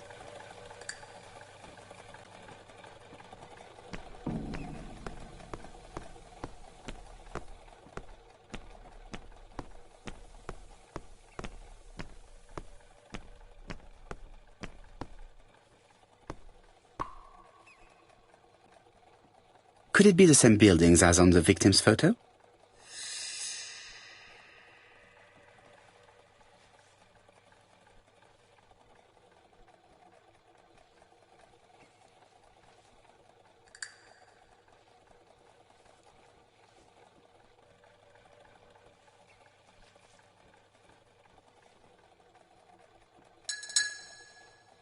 This is definitely where the photo I found in the hut was taken.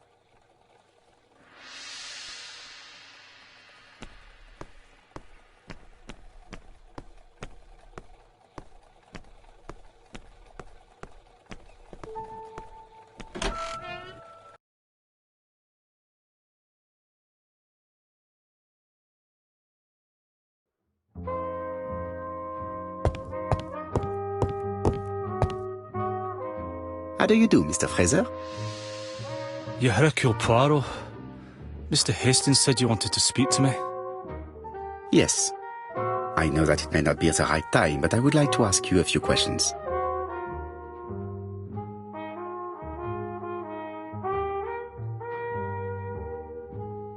This man looks suspicious.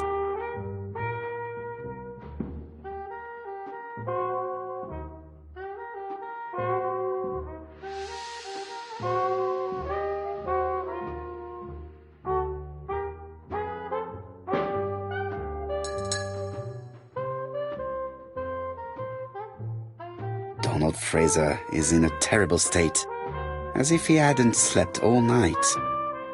And he's drinking White Horse. Leave me alone.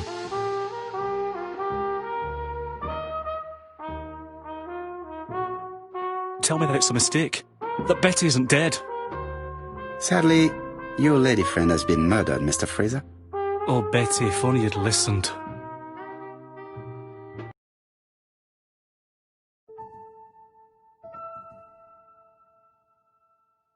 If she had listened to you, she would still be alive. Should I take that to be a confession? With that sort of thinking, you must send a lot of innocent men to prison. Under different circumstances, I might even find you amusing, sir. It's no time for amusement, Mr. Fraser. It is time to find your fiancé's killer. Did you know what her plans were for the evening? She said she was having dinner with her sister.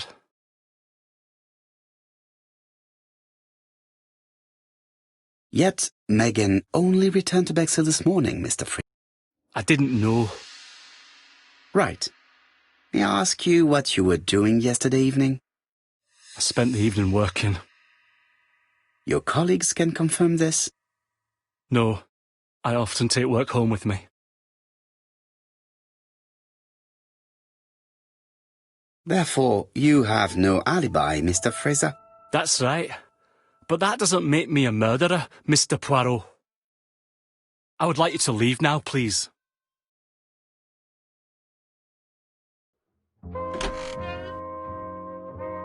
Ah, I knew I'd find you here, Poirot. I thought the victim's young man was here. Yes, he's all yours, Chief Inspector. Let us now try and get our brain cells to work.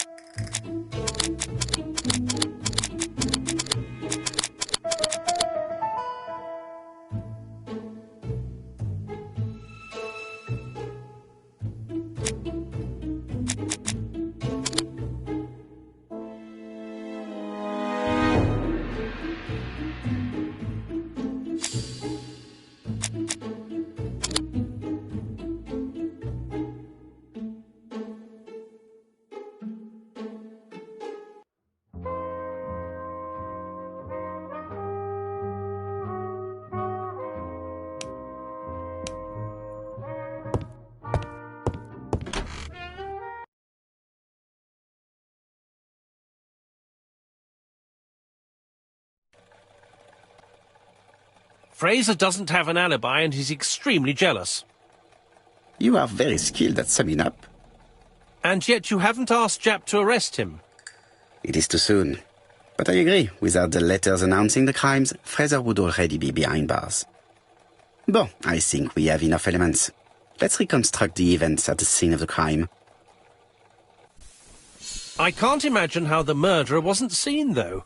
Surely she must have struggled. Let us try and imagine the scene.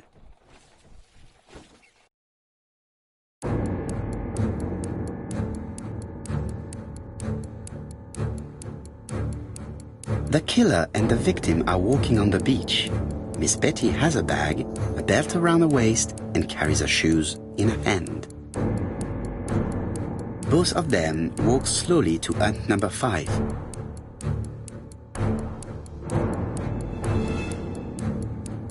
Both of them walk slowly to hut number 6.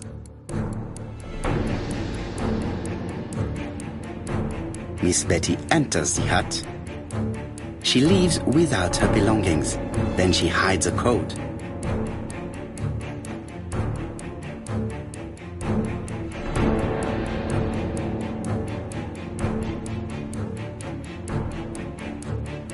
The killer tries to remove his victim's belt. She panics and tries to stop him. She runs away, pursued by her assailant. No, there is no sign of a chase. Things must have happened differently. Let us think again, mon cher.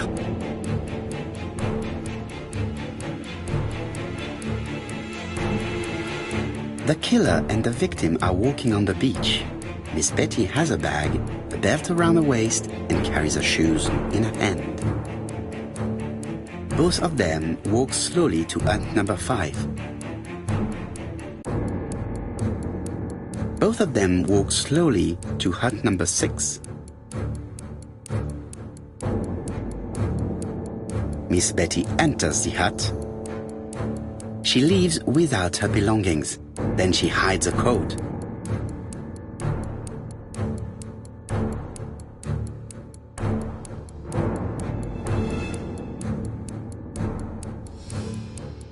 They keep walking.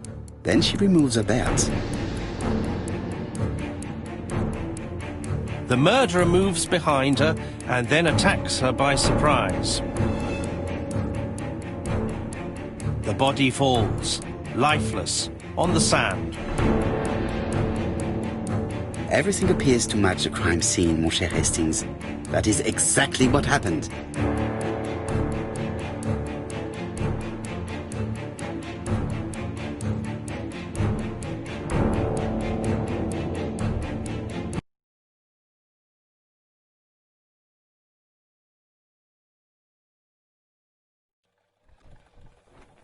Without the ABC, we might have suspected Mr. Asher and Mr. Fraser. But by signing his crimes, the murderer is making sure he's accused. In a way, it is very generous of him. Generous? The murderer seduced Betty in order to lure her to the beach and kill her. Indeed, the young woman was certainly careless, but not stupid enough to follow a stranger. What are you planning to do, Poirot? Return to London, mon cher Hastings.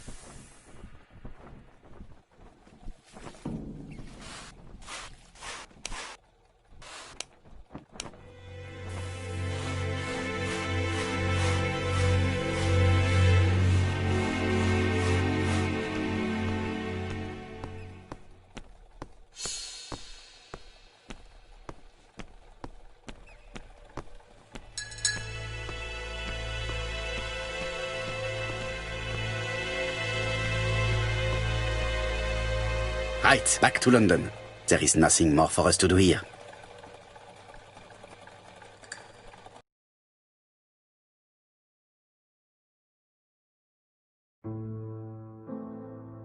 Jap has decided to reveal details to the press. The alphabet murder is now famous. It is not a bad idea. The more people who know, the greater our chances of finding out something of interest. Poirot, I have a bad feeling.